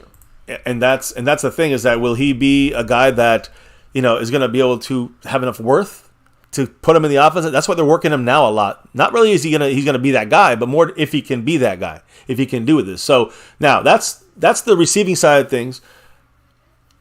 We talked about Schoonmaker, of course, in that boot, but now let's talk about the offensive line. You're seeing right here, Tyron Smith, number 77, played right tackle. You see him the whole game, the whole practice. When he was in, it was him versus, almost every time, him versus Micah Parsons. You love to see it. And there's little Deuce. Is that Deuce? Yeah, I think it is. Deuce was loose there, number 43, catching the ball there. But again, I wanted to go back to, we talked about Turpin. I want to go to offensive line. Tyler Smith, not Tyler Smith on the right side. I'll talk about him in a minute. But Tyler Smith, number 73, continued to take every first team snap at left tackle. So every snap at left tackle, Tyler Smith has taken. He's the man. Remember we talking about continuity with McCarthy? That means Tyler Smith is our left tackle. Yeah, talk about expectations or what we can expect going forward. Obviously, Tyler Smith at left tackle is going to be a big part of whatever we do. That's what we say. Take that free agent, that salary cap money we just got, and let's use that on Dalton Reisner. At least that. And that's not all of it. You can use a little bit of it and still get Dalton Reisner here. Now, Tyron Smith, number 77, who's going to get hurt sometime this year. We know it. I can knock on wood all I want. It ain't going to make a difference. Tyron looked a lot more explosive than in previous years at a while, especially at the right tackle spot. Even last year practicing, he still didn't look that explosive as a right tackle. This year, he's already looking a lot quicker than he did. It means he's picking up that right side a lot faster. We got Goodson, 5 in the house. Thank you for subbing it up. Appreciate you. Welcome to the family. Appreciate you as well. So guys, Tyron Smith playing right tackle. All right. He's looking more comfortable now. So if he has to fill in, he looks comfortable at that right tackle spot. Tyron Smith. All right. Tyron Smith, who looks more explosive. When he was there for his minimal veteran snaps, but then who did they put in as the backup to the right tackle? Who's the backup to Tyron Smith? Matt Walesko. Got those right tackle snaps, spelling Tyron Smith. And occasionally, you know where else he played, baby? He played left guard. That's interesting there. That's some playing with some stuff there. Like I said, I am not that surprised. The Cowboys / Waletzko, they got plans. They're percolating. They got things going on. I personally am a fan of Waletzko. A tackle, I like him. Maybe can he do the guard thing? That'd be interesting. We got Skeptical Fan. He can definitely do the thing. First place on this overall board. A $2 holler.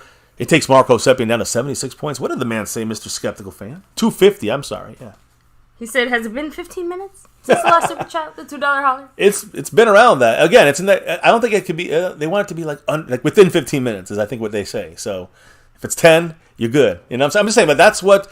If this thing really bursts like I've been told it will, then it would be. You guys run the show. You guys run the channel. You know what I mean? So appreciate every single one of you guys. So as we roll on, thank you, Skeptical Fan. Mark goes to 76 points. Offensive line is very important, right? We talk about Osiris Torrance, Mark Hosepian, of course, always talking about that miss in a way. Could that be a big miss instead of Luke Schoonmaker, who's in a boot right now? So, look, Matt Waletzko playing the right tackle spot and the left guard spot. I don't know if it's going to work, but I think Waletzko is a guy that is going to be a viable offensive lineman as a depth player. Or maybe, who knows, a starter, I don't know. But a depth player, I think he's a solid depth player. He's going to be one of those in the NFL. And we'll see what's in the Dallas Cowboys. So we'll have to wait and see. But I have confidence in Waletzko. And his surgery from that shoulder, he's fully healed, fully cleared, and fully ready to go. Obviously, the Cowboys like him. They're using him in different mixes. They want to find a way to keep him here. Maybe it's a way of getting a Farniok out. Possibly. I don't know. But there's no other backup center, so who knows. Now, back to Waletzko, guys. Again, the reason I'm mentioning him even a little bit more because he's getting put in that left guard spot. You got to remember we have a new offensive line coach in Mike Soliari, who right now he's taking a real long look at Matt Waletzko, our former 5th-round pick from last year. So we'll see how that goes. Now, one other player I want to say, which Mr. Marco Seppian brought up earlier, Matthew Farniok, who can play all 5 spots on the offensive line. According to all people there today, he's very heavy in all of the competition right now at left guard with all the other guys. So Farniok's a big name there. I think I saw Josh Ball playing as well at the right guard spot for Zach Martin today. So Josh Ball's out there, but he's just like the 4th stringer. But it looks like Farniok's one of the main guys in the left guard spot. I think, of course, Tyler Smith, we know he can play that spot. I think Waletzko, they're trying to see if he can do it. I think they're trying to see if Ball can do it. He's doing it right now. He's playing a little bit more at the right guard. So we'll have to see who goes in there. Odoga, we'll see if he gets any snaps. But we do know Waletzko's playing a little bit of left guard and playing a lot of right tackle. So Waletzko has a lot of value right now on this team. Keep an eye on all that stuff when it comes to Farniok, Waletzko, the depth on the offensive line, which is major. Now, as you saw some of the offensive line stuff, I think it's coming back up here after the boot from Luke Schoonmaker. But as I said earlier, you saw it earlier, the defensive coach. You see our defense there. Dan Quinn wearing that Doomsday defense shirt. I love it. And then right tackle Tyron Smith, as I said earlier, you see him right here. I think, is that Tyler Smith? You see Sam Williams against Tyler Smith, and you see Micah Parsons on the other side standing up against whether it was Waletzko or, of course, here you see it's Micah Parsons versus Tyron Smith on that right side. So interesting battles there going on. And I saw again Sam Williams on the other side. Here's Dorrance Armstrong, but earlier picture you saw Sam Williams against Tyler Smith. Sam Williams and Micah Parsons were working together off to the side during the first couple of periods of OTAs today, which is great to see Micah. And you see Micah here, right? They're going to be working, meeting in tandem at the quarterback. They got to work together. This is the future of our defensive edge rushers, even over DeMarcus Lawrence. It's Sam Williams and number 11, Micah Parsons, of course, and number 54, Sam Williams. And remember, Sam Williams was talked a lot about today by Mike McCarthy, along with Jalen Tolbert. Give him lots of love, lots of praise. That's why you see that little bit extra love at the end of this for Sam Williams, all right, number 54, who, had another, I love what he's doing with Micah Parsons. So when you look at the coverage side of things, who was out there, baby? Because there was no Trayvon Diggs out there. We had Deron Bland on one side of the field, and we had Eric Scott working as the other side of the field. What am I trying to say about that? They were the outside cornerbacks. It's weird, right? Deron Bland playing the outside corner, not the slot. And Eric Scott Jr. playing the other outside corner.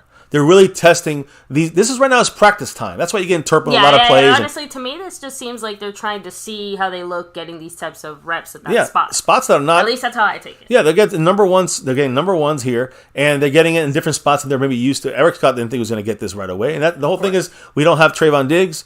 So guess what? They're gonna play around with some things here, but opposite of Deron Bland, again, I do want to say that number 21.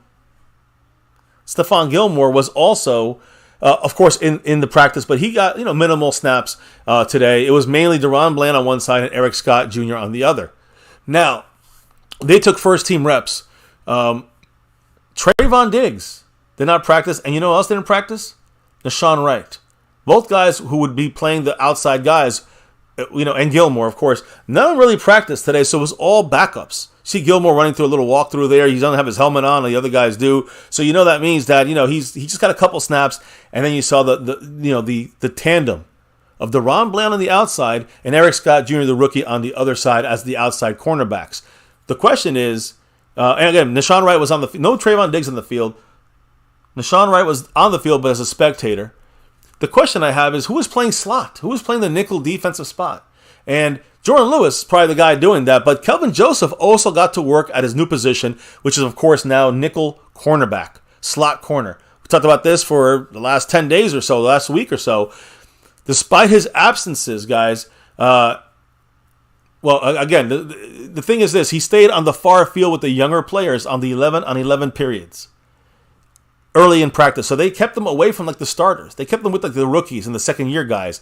They put Kelvin Joseph with the guys that are kind of still learning. So he's hoping to work up the depth chart. They did have Israel Mukuamu, though. He was busy there at nickel as well. So you had Jordan Lewis. You had, Kelvin Joseph. And you had Israel Mukuamu. These three guys were playing that nickel cornerback slot spot while Deron Bland was on the outside with multiple different trials out there like the rookie.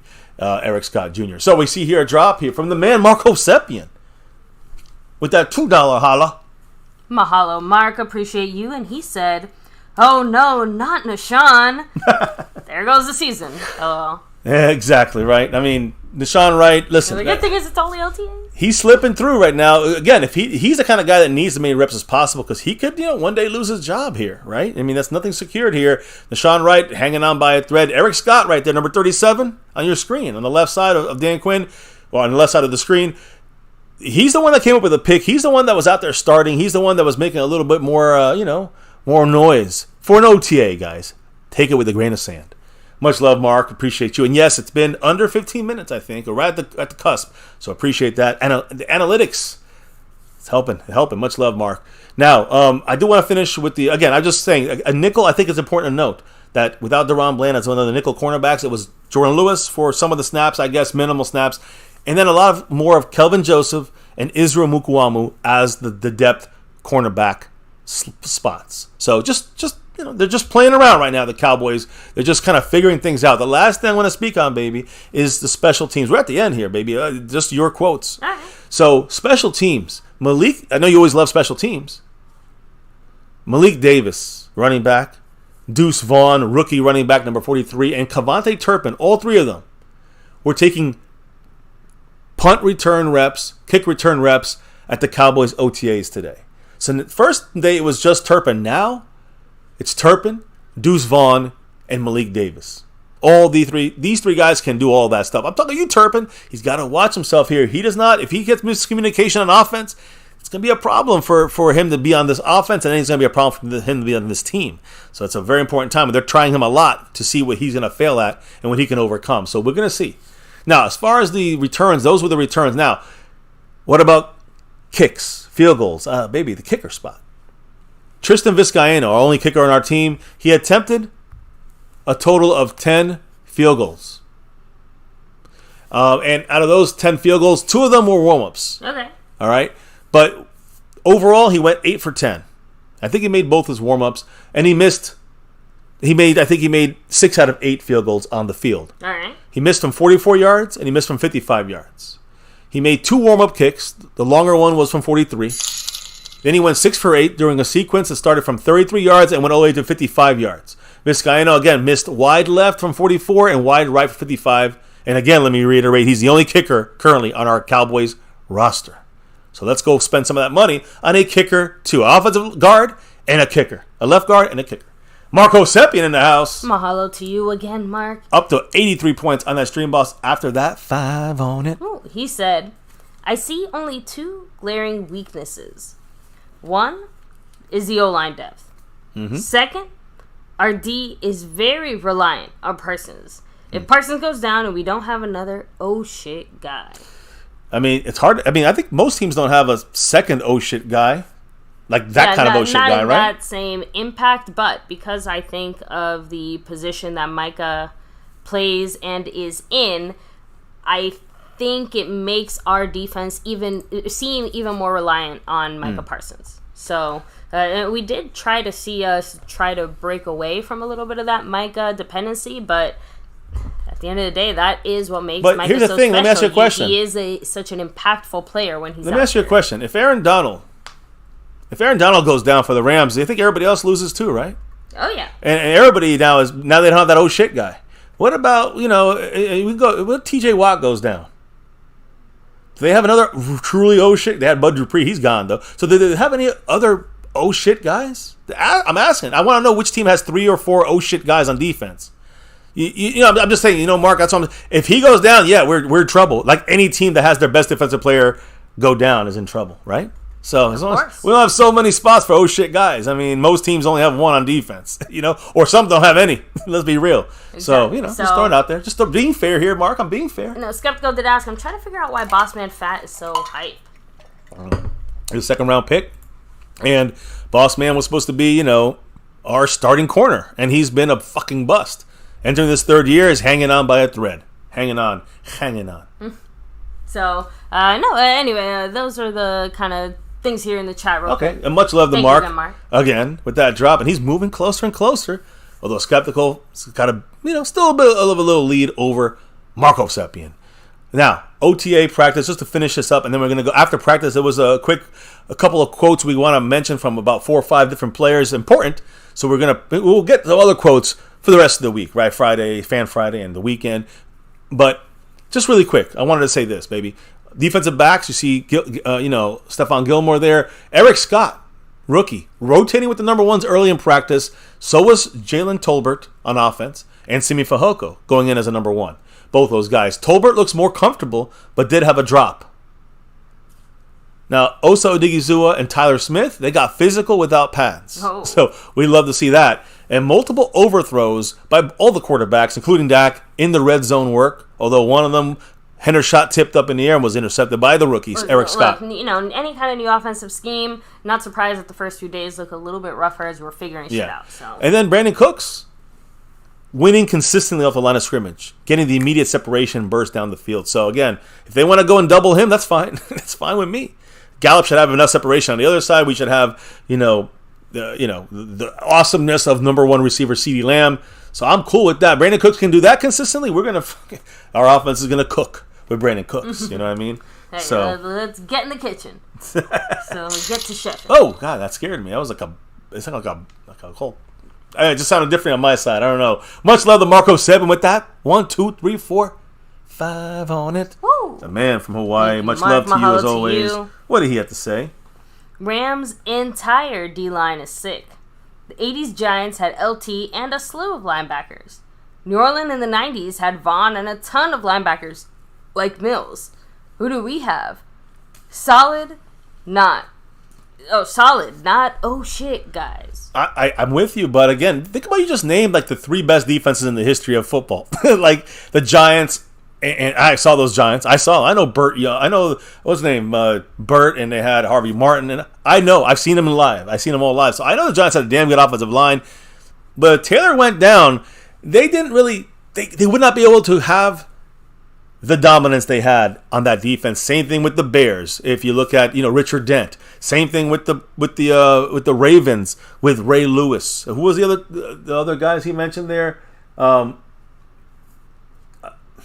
What do you mean? I'm just. What looking. about Vaughn, Mills? Oh, New Orleans. New Orleans. Okay. Again, they didn't win any Super Bowls. Though. What I'm trying to say is that I wasn't sure which one of those guys you were. No, I know. I think that the bigger picture here is very few teams have more than one oh shit guy, right? Very few teams have multiple oh shit guys throughout the history of football defense. And these great defenses had oh shit guys more than one. That's why they were one of the greatest defenses of all time. We have our own oh shit guy, and we also have quite a few damn guys. See, I agree with that too. And I think Sam Williams can be that, not oh shit, but that damn guy. That guy that's going to come in with that second punch and we can make you have to adjust. We'll have to wait and see. Is Mozzie going to, again, we talked about earlier today, Mozzie's developing pass rushing skills day one. They can see he's got that talent going forward. Maybe not boom, day one on the field in game one, but day one he's showing that future talent of getting that pass rush ability. That's a 3-down guy we get. And if we get a 3-down guy, it's more than worth that 26th pick. These are guys who are hopefully getting to that point. That's what I'm trying to say. We're hoping to get these guys to this point. In the meantime, Micah runs this defense. And if Aaron Donald goes down, even with the defensive line they got, they ain't going to be the same.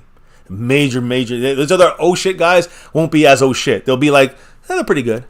They'll be kind of pretty good guys without Aaron Donald. Yep.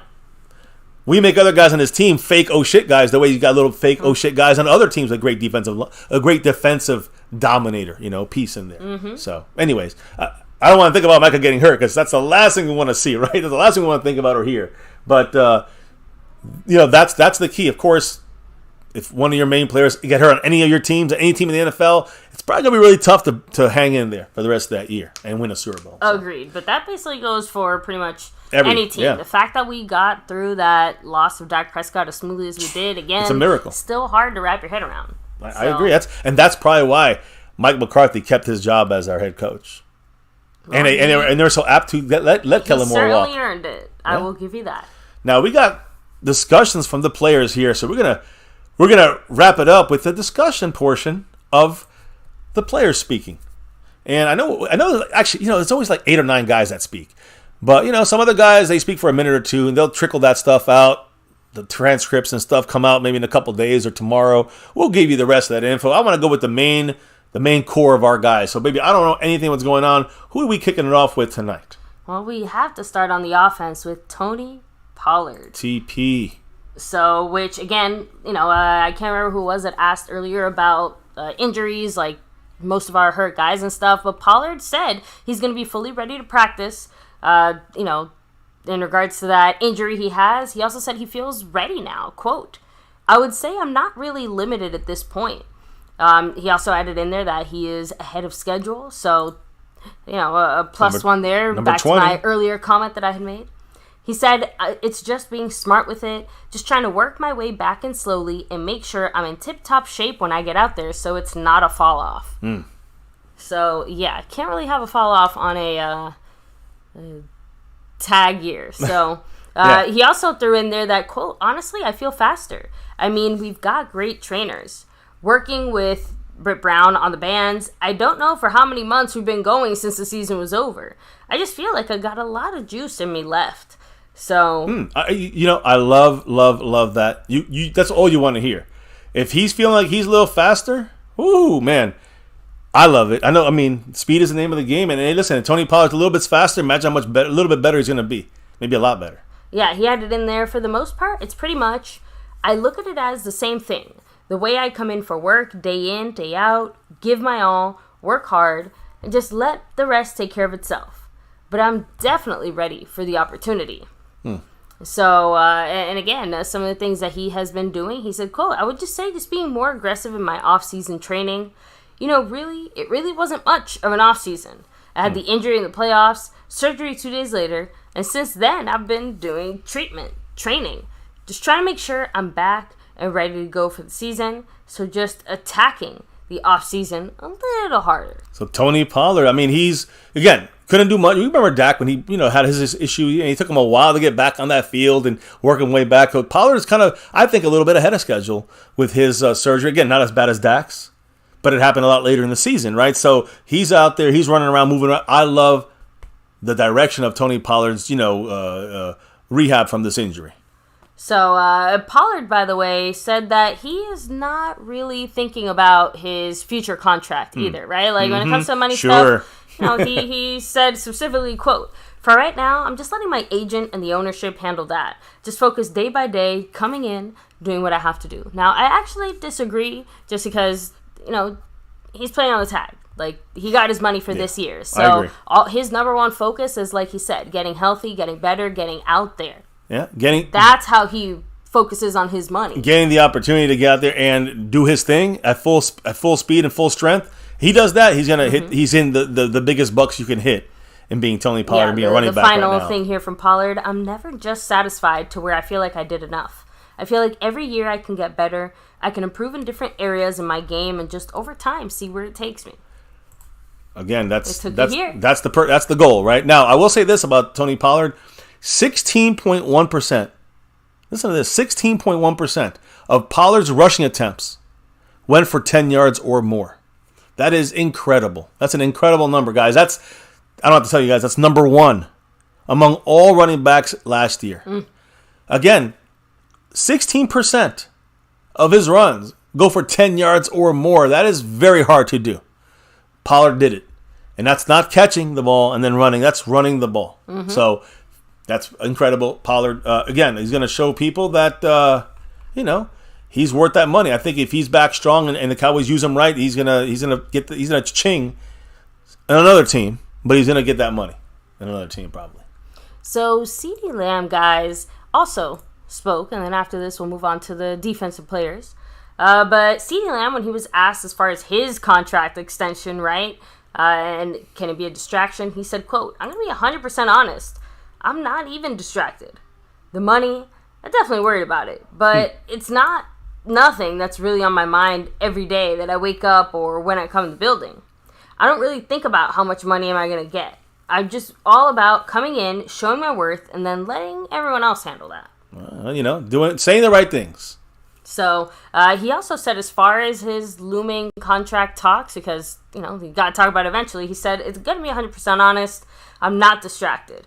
I don't really think about how much money I'm going to make. It's all about coming in, showing my worth, letting everything else handle itself." So, again, saying the right thing, right? The same way he's supposed to say. When he's asked about his contract, he don't want to talk about it, but they're asking him. He's got to answer it, and he's like, "I'm just going to let my play do the talking." That's all he's got to do. He does that, he gets paid. He's going to hit it big. That's all. So, and that's it as far as the offensive side of the ball. On a slightly more concerning note, at least for Jordan Lewis, who did speak, did give us a little update. He said he started running a few weeks ago, just added some lateral movements this week. As he returns from his Liz Frank surgery that he had on his right foot. That's right. He was not at practice. So was he at practice? He was at practice, but he was not actually participating. Yeah, exactly. He was around. Obviously, he's still banged up and recovering. He said that his goal is to hopefully be ready during training camp so he can avoid the PUP list at the start of the season, saying that he, quote, "It feels like I have a new foot." Interesting. Again, we have the best surgeons and doctors. Slightly disturbing. I know we have the best doctors and surgeons there in sports health medicine. So hey, these guys Pollard can run faster. Jordan Lewis has a new foot. It's like Frankenstein. We got a Frankenstein doctor. Yeah. So Lewis has been out of his protective boot since March, but apparently someone close to the team said, quote, "In 35 years of training, he'd never seen a Liz Frank like mine." Ouch. It was pretty severe, and just trying to get back to the swing of things and getting used to this new foot. Man, so again, now I'm just saying that's partially. Jordan Lewis almost made history for how badly he got hurt here. We didn't know it was that bad, but the thing is now, DaRon Bland playing on the outside. I think they're trying to get their backup. I'm gonna be real about this. I mean, I don't know if Jordan Lewis is gonna be full blast and ready to come back. I don't know. Maybe I don't know enough about the injury yet. But my point is, even if he's gonna get back full strength, Jordan Lewis. The way I'm seeing this, baby, is the way the OTAs are telling me when I read the tea leaves. When they're moving DaRon Bland to an outside, trying to get his skills better on the outside, they want to know who's that backup to him. Because I don't think they think it's Jordan Lewis. So they're putting Kelvin Joseph. They're putting Mukwamu. They got to find a backup to DeRon Bland. If DeRon Bland has to go to the outside for whatever the reason, that's their plan. Move him to the outside corner because they're trying to work him more on the outside because maybe you don't have Nashon Wright as the backup. Maybe DeRon Bland's the better move outside, and you bring Kelvin Joseph as the slot or Mukwamu as the slot. If that's what Dan Quinn wants, that's what Dan Quinn gets. And if that's what happens, then that's what they're playing for right now. And I think Jordan Lewis is in trouble. Remember, we get like $3 million back on that, or $4 million back on his contract. I'm just saying, money talks, bullshit walks. And the last, is certainly not least, Micah Parsons. We have special teams, but yes. Yeah, on defense. Oh, true. I guess we did have one little comment there from Viscount. A couple, but yeah. Yes, so who's next now? Micah? Yeah, so last but not least on the defense, at least. Micah Parsons also spoke. He said that he's basically going to be playing 8 different positions this season. Said, quote, just stay tuned. Everything that's in the front 7 and some coverage. I'm going to do it all. This is going to be a year to remember for sure. He's going to be don't be surprised when he's playing safety. Don't be surprised. Not safety. Let me rephrase that. Cornerback in the slot. Something like that. He did that often. He almost did that for a whole half worth in his rookie year. Half of football in the league. So I hope this is a year where we finally get to see Micah run the ball. I'll say you want him at running back, just don't once. you? It's not even just for fun. I straight up acknowledge it's just for fun. One play, one snap, that's it. Anyway, give it to Micah. Micah also said as far as like why he's not concerned about leading the league in sacks. Well, it's not concerning. But yeah, so Micah said, quote, I'm kind of off of the sack wave. I'm onto the impact wave. Like, you see Aaron Donald. He can have 12 sacks, but the impact he makes is so dominant. You can tell I really just want to be dominant. And then you see guys who have 16, 17 sacks, but they're not considered a guy. I want to be a guy, not one of the guys. If you're always chasing, then you're never achieving. So I'm not chasing for something. I'm trying to achieve and be greater than someone who's chasing. Great words from Micah Parsons. And it's funny, honestly, that is a level of maturity I wasn't expecting. It's funny, we just talked about the fact that Aaron Donald is an example. And Micah is the guy for us, but he doesn't see himself as the guy. He sees himself as one of the guys. He wants to be the guy for his team, So my thing is, I think that I love the fact that he's not stopping, but the big thing I took from this is what McCarthy said earlier today in the pre-practice press conference. And it's what kind of matches up. It's not about Micah doing whatever he's doing now going forward. It's about his impact making other guys around him better. That's what Mike McCarthy said about that would make him elite.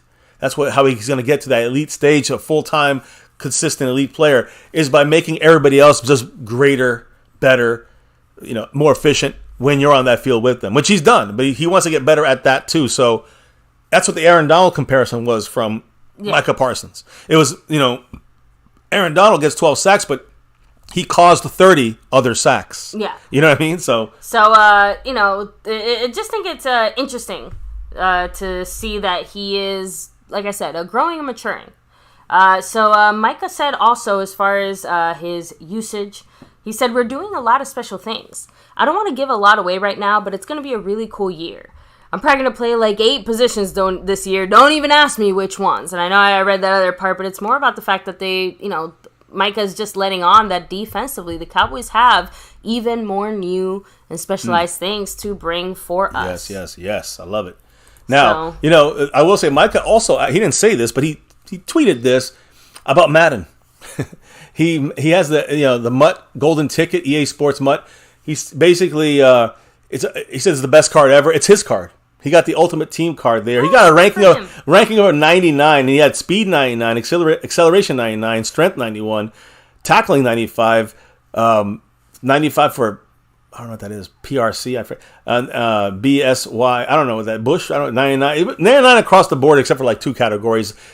It is a special card, of course. It's not his real rankings, but it's just maybe the future. I don't know. Maybe he's going to be on the cover. Maybe he's going to be a 99 club guy. I damn know he deserves it. Damn well. I mean, he loves Madden. He promotes it basically. So what better marriage there for, than Micah Parsons and Madden and making him a 99, dominating all over that field. Now, that's the Micah Parsons story, baby. We got to move on from Micah here for a second and kick this thing off, or I say kick this thing out. With kicker talk, I mean, we got someone in the chat here, Burn Bar, who's saying, who's our kicker right now, right? And it's Tristan Vizcaino. Everybody's favorite. Everyone's favorite. So Tristan Vizcaino, guys, again, we know he's probably not going to be our kicker this year. He is just the kicking competition guy. Yeah, he's the placeholder, but the guy who's going to be giving competition to whoever we sign from the USFL, XFL, guy in the street. There's a lot of choices right now. Stephen Jones even said maybe a trade for a kicker. I don't know. Baby, right now, head on the chopping block kicker right now for the Cowboys, Tristan Vizcaino. He spoke with the media. What did he have to say about the current situation at the kicker for the Dallas Cowboys? He said, just got to come in with the right mindset that regardless of any circumstances, I'm still competing and trying to do my best every day. To be honest, I don't pay a whole lot of attention to what's happening throughout the league with guys getting signed.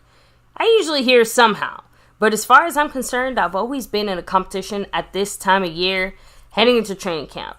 So it's nothing new and I embrace it. I think it usually makes both parties better at the end of the day. I was going to say that, you see here, Bones, John Fossil, he actually said, and we heard him say this, a month ago, and just saying anybody in the world is basically available to go up against our kicker because he wants to find a better kicker. He said, quote, no secrets on who's available. The good thing for us at the kicker spot is being patient. Key words, patient. Key word, patient. The Cowboys are not going to rush out there and get Mason Crosby or Matt Prater or Nick Folk or any of these guys that are out there that have the names and Robbie Gold. They're not going to go out there and get these guys. They're going to just wait until the guy is either cheap enough or until he's from the USFL or XFL. That's what the Cowboys, I think, are going to go. That's the direction I think they're going to go. So, yeah, Fossil said it. No secrets on who's available. Yep. So, yeah, it's all set. I mean, again, that was from another interview. I'm just saying that's just a reminder of what the Cowboys are looking at kicker. Basically, everyone. I do wonder if Fossil had his choice. Like, I know he said no secret on who's available, but who is the guy that's on the top of his personal list? He won't say. That's because he won't say that because that's a front office call. I know. That's why I said I acknowledge that that's just my own desire of knowing. Fossil's taken so many hits this year, specifically on special teams and with the new rule losing a lot of guys. Stuff. Yeah. Like I said, that kicker needs to be someone solid and consistent for us. Yeah, Burn Bar, he's not any good. Tristan Vizcaino, he cannot be our kicker. If he's our kicker, we're screwed. I'd rather have Brett Maher back. Yeah, there's a reason that Vizcaino straight up said, he's like, I don't care what they're saying. That's because they're saying he sucks. Yeah, that's because he's not going to make this team, and that's what they're saying. So, now, let's wrap it up, baby. It's been almost a 2-hour stream tonight, and we really busted ass here, really gave it all. The quotes, the walkthrough of the practice, the details of that. You can check out the single-handed video. It's about 6 minutes long. Gives you a quicker wrap-up with visuals on there. But you could also, we also talked about the cap money, the different options at guard. Man, we really went through it all today. Off-season in general, got high ranks pretty much. Said cap money for a second. I'm like, yeah. Just, we rock it here, guys. That's what we do here on the Nightly here. We want that 6 here on My Cowboys Family and beyond. So, baby, as we do the shout-outs / final comments. Yes, of course. Don't forget to tell everybody what they got to do here. Every single time they walk in this, they see the stream or watching the replay right now. You want to comment below, do that. But what do they got to do here? You got to hit the like if you haven't already. Of course, make sure to subscribe down below. Hit that notification bell. You never want to miss any of our live streams. We do go live pretty much every single day, getting back into that, daily swing of things, right? Yeah, getting closer to that. Of course, make sure to follow us on all social media at My Cowboys Family. Hop in Discord. Link is down below.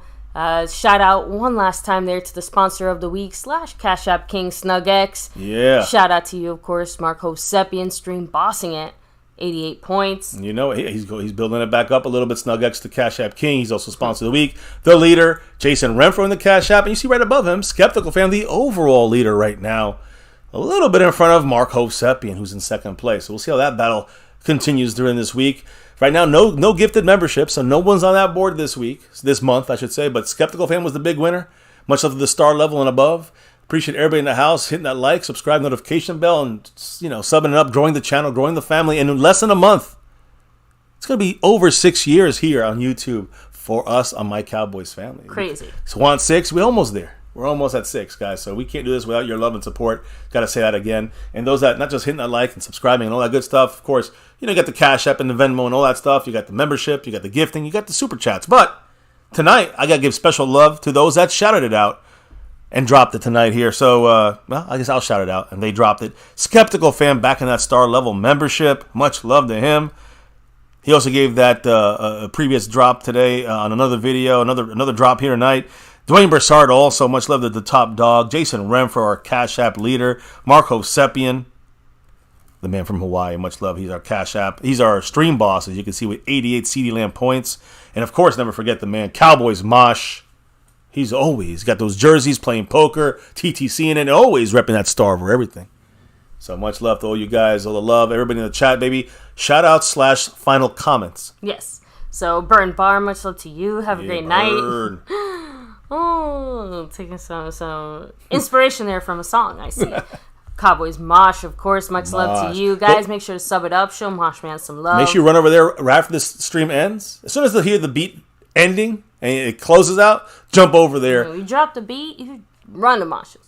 Well, you get that last watch minute from everybody. I'm joking. But yes, after we're done here, go stroll over to Mosh's and see what he's down. Go, if he's doing something tonight or not, check it out. And, whether it's poker, some interesting discussions, fun, football. Lost in Translation podcast. Much love to you, of course. We have, who else is here? Skeptical Fan, always staying skeptical. Mahalo to you, Marco Sebian. Mark, much Rolando love. Rodriguez, have a great night. Take it easy. So, hey, if Zeke comes back, he probably will wear 15. Just throwing that out there. Since 21 is no longer available. No one's really ripping that 15 with any kind of, not, we don't know anybody. The 15 is like a practice squad guy, receiver or something. So, plus, I think that would also make it very clear that Zeke is here to do a different job, right? Yeah. So, Seabass in the house. Much love. Thank you, Seabass. We have Philly. Huh. Thank you for coming through. We say F Philly, but all right, we you're part of the family. We see Jason Renfro, of course. Yes. House Nelson in the house. In the house. Let me see. I think that's everybody here. Oh, Mike Aldana, much love to you as well. Big Take Mike. it easy. So, yes, now that's officially everybody here. Yes, and we can't do this without your guys' love, support, the conversation back and forth. That's what it's about here, My Cowboys Family. Pretty much on the nightly. We've been doing this for 6 years, been beyond. Thank you all guys, been here, the OGs and the new Gs. Appreciate all you guys, and never forget why we do this on the nightly here on My Cowboys Family. Baby, let them know why. It's why do we do this on the nightly? It's that navy blue, that silver too, and that star over everything. You got that intense look on you. Win, lose, or draw, good, bad, or ugly. We're always repping that star over everything. Never forget, guys. Number one thing right here on this channel, 6 years almost and beyond. Number one thing here, now, and forever. As always, go Cowboys. Let's get that 6. You see my shirt. I want 6 and beyond. Thank you all for dropping the knowledge all night long. All night. We probably got copyrighted right there. Guys, thank you. Now they think that's like somebody's really bad at singing. Definitely the original. Guys, thank you for dropping your knowledge in that chat all night long. Thank you all for dropping the love from above, the best fans of all YouTube. But now it's time to drop out for the night, clock out for the night, relock and reload for a fan Friday tomorrow, right here in My Cowboys Family. Join us for that. Might be a little quicker than tonight's stream, but we're going to be a little more relaxed, a little more of the whatever fell through the cracks when it comes to the news, info, and updates here on the nightly on My Cowboys Family about our Dallas Cowboys. So, baby, let them know before we can drop out fully for the night, clock out of here for the night. What do we got to do before we're totally gone and dropping out?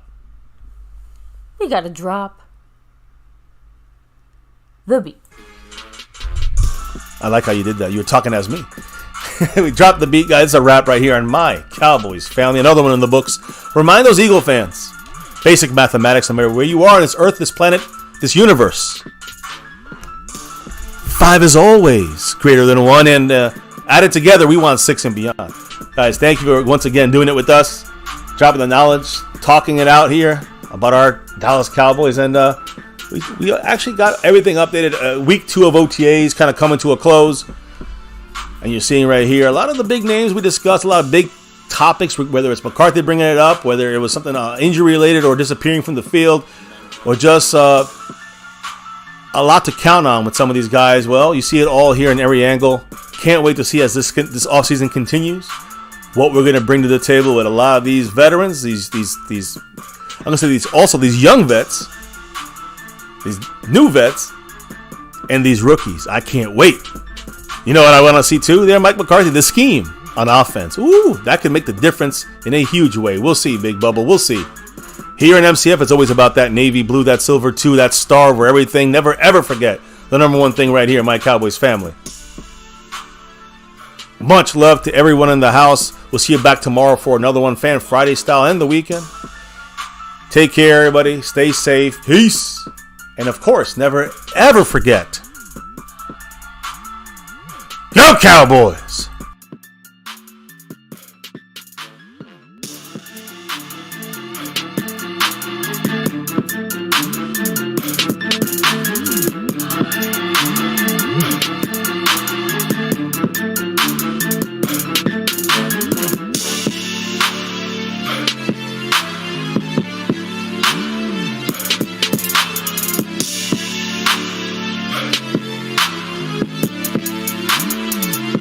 Monk on the beat.